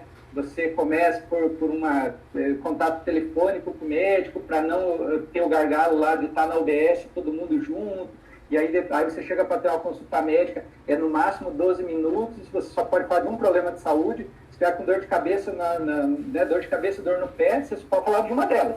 A próxima coisa fala da outra. Então é uma racionalidade grande do processo, né? E, enfim, no Brasil estamos longe disso, né? O médico, ele vira psicólogo e tudo mais quando a gente acessa, enfim. Mas foi muito interessante. Mas, enfim, falando da questão do nacionalismo metodológico, né? Essa questão da visão estadocêntrica, se a gente devia abrir mão disso ou não. Eu não estou nem falando de abrir mão disso, assim, que assim, às vezes eu fico um pouco receoso, né, de falar certas coisas, assim, mas se a gente fosse pensar o que fundamenta a nossa análise dentro da política do esporte, é uma visão extremamente estadocêntrica, né, dentro do esporte. Aí não estou falando de outras políticas sociais, ela é extremamente estadocêntrica e ela é política ideológica. Então é disso que eu estou querendo me libertar, entendeu? Eu estou querendo falar que a gente precisa se libertar disso, porque senão a gente fica muito limitado. E aí eu sei, pode dar margem a essa interpretação, então vamos abandonar essa base epistemológica que a gente tem e tal, vamos buscar outra coisa, vamos para o pós-modernismo e tal, mas não é essa a ideia. A ideia é romper com essa visão estadocêntrica, que tudo tem que prover do Estado, e também que tem uma perspectiva política ideológica pautada numa defesa de um modelo de sociedade, né? Então, esse, para mim, é o problema. E se você for ver, quem acaba fundamentando a formação inicial dos alunos, quem acaba tendo protagonismo na produção científica, são as pessoas que defendem isso. Então, essa ideia ela é amplamente difundida. E eu acho que a gente precisa revê-la, né, para a gente ver que tem outras possibilidades. É impossível falar de política de esporte sem falar de confederação, por exemplo, no Brasil. Porque desde lá do primórdio, a confederação tem papel central aí no desenvolvimento da política. Só que, como a defesa é estadocêntrica, aí eu vejo a confederação como um inimigo, como gente ruim, como gente a ser combatida, e eles são parte da política, né? Eles trabalham nas relações. Mas, pelo contrário, eu acho que a gente tem sim um lugar para se amparar, né? E vejo principalmente que a gente precisa se aproximar mais da ciência política, coisa que o esporte, que a educação física ainda não fez. A gente ainda tem, assim, muito capenga uma base sociológica, sabe? Mas muito ruim ainda. E eu acho que precisaria avançar mais para a ciência política, que vai dar melhores bases para a gente entender o que acontece. Então, não é nessa impressão que você teve, não. É mais é um ranço, não um ranço, mas é uma característica da política de esporte que a gente precisa avançar. Que talvez outras políticas, em outros momentos, já passaram, mas já superaram. E a gente ainda precisa superar. Tá? E com relação à questão do Estado unitário, né, na Inglaterra, e o federalismo no Brasil, também não foi foco, assim, aprofundar nisso, mas, assim, a partir da percepção, olhando as políticas nos diferentes municípios e tal, eu vejo menos diversidade lá do que aqui. Então, assim, a gente reclama muito da falta de organização, mas o federalismo, né, e essa autonomia dos entes, ela permite a inovação e a diversidade, né? É isso que a teoria diz e que a realidade nos mostra. Então, você vai ver muito mais coisa diferente acontecendo no Brasil, indo de município a município, estado para estado, que lá. Parece que é tudo muito parecido, né? Você tem lá os leisure centers nos municípios, ali se desenvolve aquele esporte que você paga uma taxinha para poder participar e tal, e você tem os clubes, e a coisa tem uma configuração parecida no país como um todo. E no Brasil, a diversidade é muito maior e a possibilidade de inovação me parece maior também, né? Com todos os ônus e bônus que isso possa representar, mas na comparação é isso que eu percebi. E aí, falando dos municípios, né, eu não penso nem nessa questão da superresponsabilização, né? Eu não quero atribuir ao Estado um papel maior do que ele tem, mas eu sei que ele tem um papel, né? E assim, o meu toque é mais assim, vamos entender um pouquinho mais do município, vamos ver o que ele está fazendo, vamos ver se é 60 mil ou se é 100 mil, ou quanto que ele tem na mão, para a partir disso, talvez, tentar dar um suporte maior para esse município fazer mais do que ele está fazendo, né? Só que assim, enquanto a agenda, essa agenda municipalista do esporte, ela é negligenciada, né? Ou ela até entra, né, na agenda, só que a construção das pesquisas, ela se dá de maneira tão artesanal que ela impossibilita comparações, tá? Então, assim, pipoca um estudo de caso aqui, um estudo de caso lá, mas isso não consegue me trazer dados assim, mais substanciais para entender um pouco mais o conjunto de municípios, seja de Minas Gerais, do Paraná, enfim. Né? Então, esse é um problema. Então, eu não toco muito mais do ponto de vista da pesquisa, mas a gente precisa olhar mais, precisa entender um pouco mais eles, até para defendê-los melhor.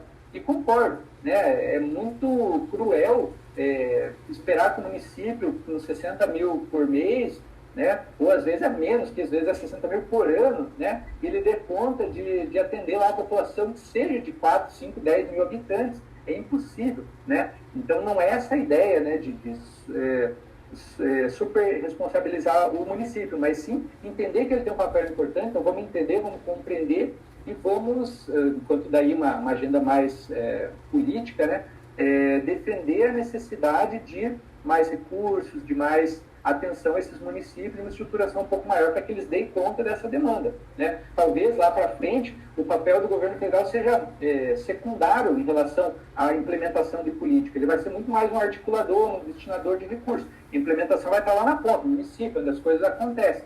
Mas até chegar lá a gente tem um pouquinho mais de de fundamento para falar, assim, também esse é um outro problema, né? Esse discurso que é político ideológico, e até por esse termo, né, ele é ideológico, ele não é muito calcado em dados. Claro que às vezes a gente acerta, né? Fala assim, mas você precisa de atenção, tá, mas no que exatamente? O orçamento, né, por exemplo, quando teve Conferência Nacional do Esporte, o pessoal falou, ó, tem que defender 1% do orçamento para os municípios. 1% do orçamento municipal tem que ir para o esporte. É só uma bandeira, o pessoal defendeu. Só que assim, olhando para a realidade, por exemplo, no meu município é 2,5%. Um é retrocesso, entendeu? Mas eu só sei dizer isso porque eu fui verificar no meu município. Então não dá para levantar um número mágico e defender coisas sem grande fundamento. Eu acho que a gente precisa fundamentar melhor isso, entender melhor para poder qualificar a nossa discussão. É isso que eu busco, né? Qualificar a discussão, mas no sentido de um equilíbrio. Eu ainda posso municipal local, mas ele ainda não tem condições para isso, mas eu preciso entender melhor ainda antes até de propor qualquer coisa. Tá? Foi rápido, mas acho que pelo menos passei pelas questões.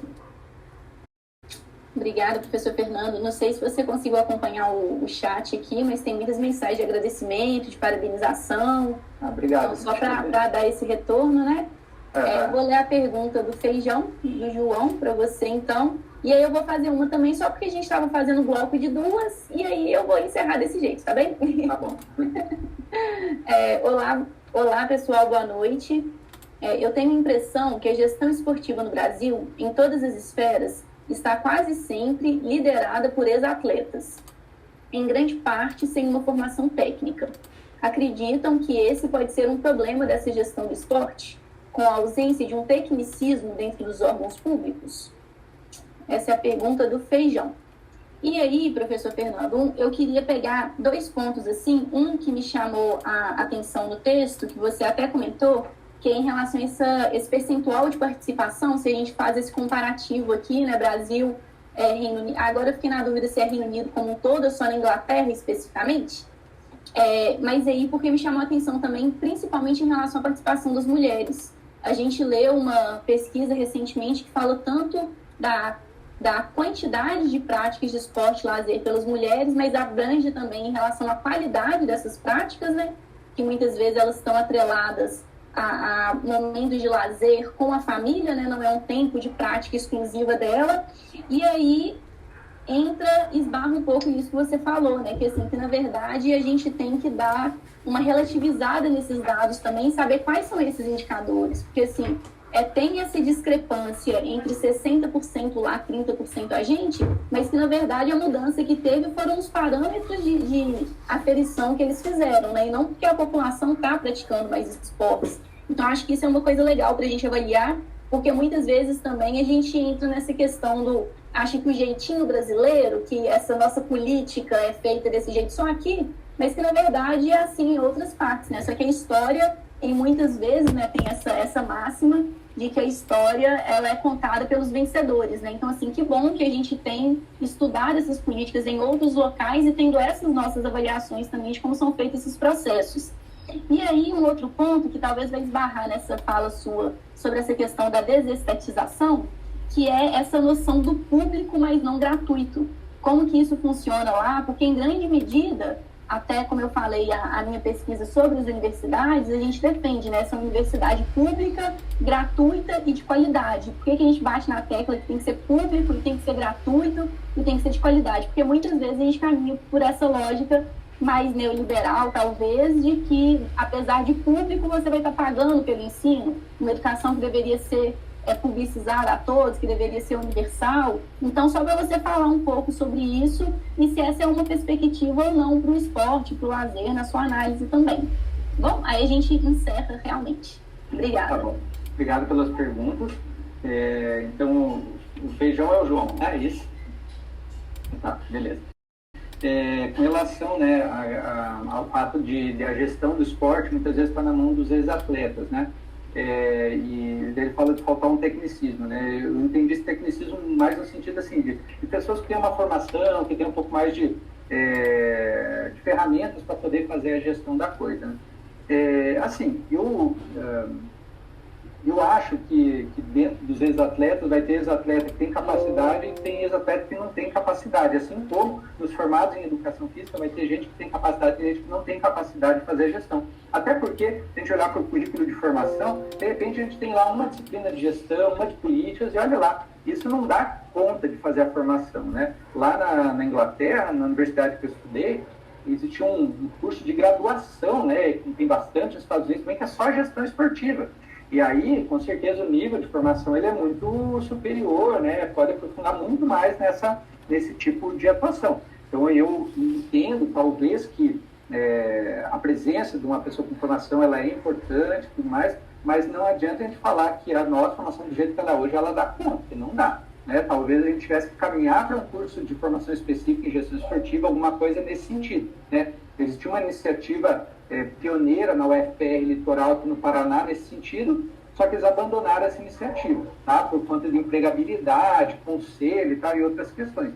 Mas é só para colocar esses limites. Agora, falando aqui da realidade do Paraná, quando a gente foi para os municípios, né, estudamos por volta de 20%, 25% dos municípios paranaenses, a gente esperava encontrar muito ex-atleta, muita gente sem formação, muita indicação política para os cargos. Nossa surpresa, mais de 80% das pessoas tinham formação e a grande maioria tinha formação em educação física, inclusive os municípios pequenos. E aí isso me serve, principalmente quando eu estou dando aula para graduação, dou aula de política, o pessoal às vezes não gosta muito, não dá muita atenção, para vocês serão secretários amanhã dos seus municípios, porque as pessoas recorrem a vocês. Às vezes no município pequeno você é o único professor de educação física. E aí você vai ter que assumir a bucha e vai ter que mostrar o conhecimento, né? Senão aí não justifica a tua presença. Mas tem muito profissional de educação física atuando na gestão municipal. E que bom, né? Espero que isso cresça, mas foi sabendo, não é o diploma que vai garantir a competência, tá? Com relação ao que você falou, Brisa, e levantou aqui, questão da participação. Uma coisa que, claro, não deu tempo de eu falar, mas uma coisa que me chama muita atenção é a seguinte: se a gente pensar assim, né, no Brasil, minimamente, o que falta política, né? Principalmente o que falta política é desempenho olímpico. Né? Então, minimamente, quando você tem uma discussão, você fala assim, a gente precisa melhorar o nosso desempenho olímpico, precisa ficar melhor no quadro de medalhas. Não está no discurso político falar em melhorar a participação esportiva. Isso está lá, pelo menos. Então, eu acho que isso, pelo menos, é um bom indicativo. Agora, no Brasil, a gente precisaria, pelo menos, começar a falar que há necessidade de mais pessoas praticando esporte, porque isso não está na agenda. Né? As pessoas simplesmente não tocam nesse assunto. Em geral, não sabem quantas pessoas praticam e consequentemente, não tem isso enquanto no radar, né, de algo a ser alcançado, um incremento na quantidade de pessoas que praticam esporte. Eu acho que a primeira coisa que eu chamo a atenção é isso. Isso deveria estar no radar das políticas e não está. Né? E aí você falou da questão das mulheres. Né? Veja, como eles trabalham um pouco mais, assim, com uma política um pouco mais pautada em dados, eles acabam identificando, né, e assim, se a gente olhar nível de participação em variados países do mundo, né, tanto Brasil, países europeus, enfim, a gente vai ver que tem algumas situações de semelhança, né? Primeiro, que a participação esportiva, ela decresce em função da idade, então, né, quanto mais velho, menor a participação esportiva, e a relação entre homens e mulheres que praticam, as mulheres sempre têm um percentual menor de participação, tá? E aí, o que eles fazem com esses dados? Eu esqueci o termo em inglês, mas eles estabelecem metas que são os grupos hard, assim, difíceis de alcançar. E eles colocam, olha, o pessoal que tem, eu falei da idade, mas a idade, renda e sexo são determinantes para a participação esportiva. Então, eles falam assim, mulheres é um hard group para alcançar, né? Um grupo difícil de alcançar. Então, vamos fazer uma política específica para isso. Vamos financiar pesquisas que debatam isso, para ver como a gente chega nesse público, porque elas são mais difíceis de alcançar. Né? Não vou entrar no mérito, com certeza eu tenho algumas ideias do porquê que elas participam menos, né? Mas eles conseguem identificar que esse grupo é mais difícil de alcançar. Né? Ou os deficientes, né? Pessoas com deficiência, ou as pessoas mais velhas, então eles conseguem estabelecer metas de grupos que eles querem alcançar com isso, coisa que a gente não tem aqui também. né? E concordo que não é só uma discussão que passa pela quantidade, é um parâmetro, a quantidade de participação, mas também a qualidade dessa participação, né? Que precisa ser discutida. E nesse sentido, só um parênteses, tá, Brisa? Não é o que você me perguntou, né? Mas a gente está estudando agora, vai escrever um capítulo de livro para uma publicação que fala sobre futebol de mulheres na América Latina. A política ela não tem que prover só do Estado. Por exemplo, a Conmebol, né, que é a Confederação do Continente para o Futebol, ela estabeleceu uma regra. Equipes que quiserem participar das competições organizadas pela Conmebol precisam ter time feminino, ao menos um adulto e né, de categoria menor. Isso foi uma política indutiva, né? Os clubes, né, o grande Brasil que pretende participar de uma Copa Sul-Americana, de uma Libertadores, eles precisam ter equipes femininas. Então, o Estado não meteu a mão, mas de certa forma houve uma sensibilização e uma ação que induziu a ação dos clubes, do Brasil fora dele. E aí a gente começou a pesquisar assim, os regulamentos das federações nacionais de futebol da América Latina, e a gente viu que isso houve um efeito cascata. Agora as confederações nacionais também falam, para participar do meu campeonato nacional você precisa ter equipe feminina. É um primeiro passo, né? Não quer dizer que isso vai democratizar o esporte feminino, mas já é alguma coisa, né? Então, digamos, o primeiro passo para depois talvez a gente possa discutir qualitativamente como isso pode impactar, né? Mas se a gente pensar na política estatal, você não vê uma política, quer dizer, não vê muito pouca política propriamente dita de esporte, mas a gente não vê nada direcionado, por exemplo, a incrementar a participação feminina. Não existe, né? Quando se tocou no assunto mulher para o esporte no Brasil, foi quando o Comitê Olímpico percebeu que talvez seria mais fácil, entre aspas, conquistar medalhas no feminino. E aí falaram assim, vamos investir nas mulheres que é mais fácil ali, né? Mas veja que ideia atravessada da coisa em vários aspectos, né?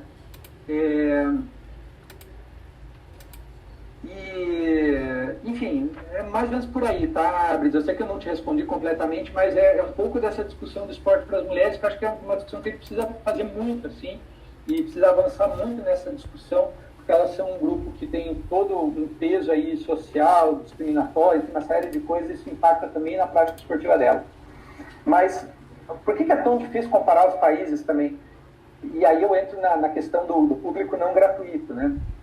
Uma questão que é fundamental também, que impacta na participação esportiva, é a condição financeira da população. Não tem como comparar como uma pessoa vive com salário mínimo no Reino Unido e como vive com salário mínimo no Brasil. Essas pessoas, elas têm necessidades tão mais urgentes para o esporte que a gente começa a ver uma preocupação para o esporte a partir de uma determinada faixa de renda. E a grande parcela da nossa população está abaixo desse corte, certo? E lá você tem uma situação oposta, né? Você tem pessoas, a maioria acima desse corte. E aí, ele já tem uma das questões resolvidas, né? Que é a questão financeira. Aí passa por outros elementos. Mas não é nada, muito agressivo você falar para um inglês ou para um britânico que ele tem que pagar 3 libras para poder usar a quadra de squash pública. Isso para ele, primeiro, não tem um impacto financeiro muito grande no orçamento dele, e eles entendem que essa noção de ele estar pagando, ele está contribuindo para a coisa pública, alguma coisa nesse sentido, né? Aqui a gente já tem uma percepção assim, não, o Estado ele tem obrigação de me prover nisso e eu não tenho que pagar a mais para fazer isso. E aí entra essa discussão da universidade pública, gratuita, de qualidade, né? A gente se afasta muito da ideia de pagar qualquer tipo de taxa, mas aí eu entendo completamente essa defesa. A gente já tem tão pouco, a gente paga tanto imposto, a gente tem tão pouco retorno do Estado, e quando eles falam que vão cobrar por alguma coisa no SUS, ou que vão cobrar por uma coisa na universidade, a gente fala, pera lá, a gente já tem tão pouco gratuito, que aí vocês vão vir me cobrar? Não dá, e a gente bate o pé e defende, faz sentido essa defesa. Agora, pensando numa situação diferente, né, talvez não fosse tão absurdo pensar na cobrança dentro de um espaço público, né? Se as pessoas tivessem condição de pagar, se isso representasse uma noção de pertencimento maior ao público da pessoa, a partir do momento que ela está pagando, ela entende que aquilo ali, ela faz parte daquilo, que ela tem que valorizar aquilo porque ela está pagando alguma coisa, e se isso passar também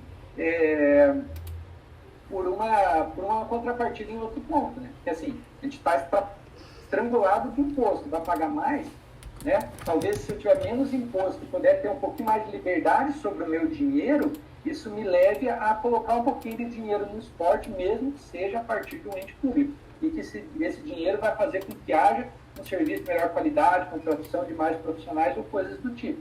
Então, assim, eu não descarto, assim, de largada essa ideia, mas eu entendo que a nossa realidade social, ela não dá margem para isso hoje, né? Mas não é uma coisa que eu descartaria, assim, sabe? Não é aquela coisa, eu não vou nem discutir isso porque eu sou completamente contra, né? Ideologicamente contra. Não, eu acho que é um caminho, mas é um caminho cheio de poréns, né? E entendendo como funciona a política brasileira, ela é muito perigosa, né? Muito perigosa, porque eu tenho certeza, se cobrar qualquer coisa, não é que vai ser um dinheiro a mais para o esporte, vai ser uma desresponsabilização do Estado na outra ponta porque está arrecadando dinheiro, né? Se cada aluno da universidade pagasse R$1 por ano, é R$1 a menos que o governo federal ou estadual, quem banca a universidade, vai repassar, entende? Então esse é o grande problema, né? Enfim, mas assim, é algo bem polêmico e eu gosto de soltar essas coisas para as pessoas pensarem mesmo, né? E aí só isso daria 2 horas ou mais de discussão. Aí assim, só para, né, finalizar mesmo, obrigado, gente, obrigado, Luciano, obrigado a todos que ficaram aí até as 9 acompanhando, né? Estou à disposição. Luciano tem meus contatos, telefone, e-mail, tudo que vocês precisarem, está à sua disposição, tanto para o grupo quanto para questões individuais. Estamos dispostos a dialogar, conversar, né? Se sintam muito à vontade para quando precisarem, quando quiserem conversar, e assim como me sinto à vontade de recorrer a vocês quando eu precisar também, tá bom? Me sinto parte do grupo aí, me sinto em casa, tá? Obrigadão, gente. Obrigada a você, Fernando. Só para dar um retorno para todo mundo, e aí eu deixo Luciano e Luciano encerrarem também, né? Como a gente falou, a gente encaminha para vocês por e-mail os certificados. Obrigada, professor Fernando, pela explanação, por tirar as nossas dúvidas, por provocar esse debate muito rico mesmo, que realmente traz mais dúvidas do que respostas. Eu acho que esse que é o legal, né? Quando a gente tem certeza, a gente fica estagnado. Então, obrigada por isso. E deixo aberto já, Luciano e Luciano, se quiserem encerrar, tá bom? Eu só quero agradecer, dizer que uma filha do Pajé tá ali, né? Como eu disse, muito bonita, puxou para a mãe, né, Pajé? Que sorte que todo mundo deu. Mas dizer assim, que eu acho que esses momentos, eu sempre digo que quando a gente tem uma pessoa mais próxima, que tem uma ligação afetiva, o momento é sempre muito mais interessante, né? E nesse momento que a gente vive, essa relação cordial, de troca, ela acaba sendo um alento, né? Porque a gente está com tanta pressão de todos os lados, né? Então, dizer assim, para além do conhecimento, da minha alegria, da minha felicidade, desse momento aí tão rico de partilha nessas 2 horas, né? Então, assim, muito obrigado para o Fernando, que se disponibilizou, depois eu te mando o certificado, mas que se disponibilizou aí de imediato, voluntariamente, a gastar um tempo aí precioso da vida pessoal e familiar para estar nos atendendo. Obrigado a todo mundo aí do grupo que contribuiu com essa organização, né? Especialmente aí a Natasha e a Brisa, que ficaram mais na ponta do processo, organizando as inscrições, conduzindo o processo, né? E a todo mundo aí que, mais uma vez, acreditou aí na proposta do grupo e esteve presente, tá? Da minha parte é isso, não sei se a Luciana quer falar alguma coisa, né? Mas, assim, se cuidem, né? Muito obrigado e boa noite. Eu também só queria agradecer, né? Agradecer ao Fernando aí por ter compartilhado com a gente reflexões tão ricas, né? E tão provocadoras, assim, de sair do lugar do conforto, né, Fernando? Eu acho que isso é muito bacana e isso que produz mesmo conhecimento. Agradecer os alunos aí no investimento que a gente tem, né, feito nesse tempo, mesmo tão difícil assim, né, sem contar físico e pessoal, mas a gente tem levado o grupo aí avante, né? E eu acho que os alunos têm amadurecido, têm buscado reflexões bem interessantes aí para a área. Agradecer a parceria aí com o Luciano, também com a Daniete. E é isso, o Fernando, e também estamos super dispostos aí a trabalhar junto, a pensar junto, e fica o convite aí também para você, viu? Muito obrigada, um beijo aí. E obrigada a todos que ficaram aí, participaram e estiveram presentes aí conosco até esse momento. Obrigada, gente. Boa noite. Tchau, tchau. Tchau, tchau. Boa noite. Tchau, tchau.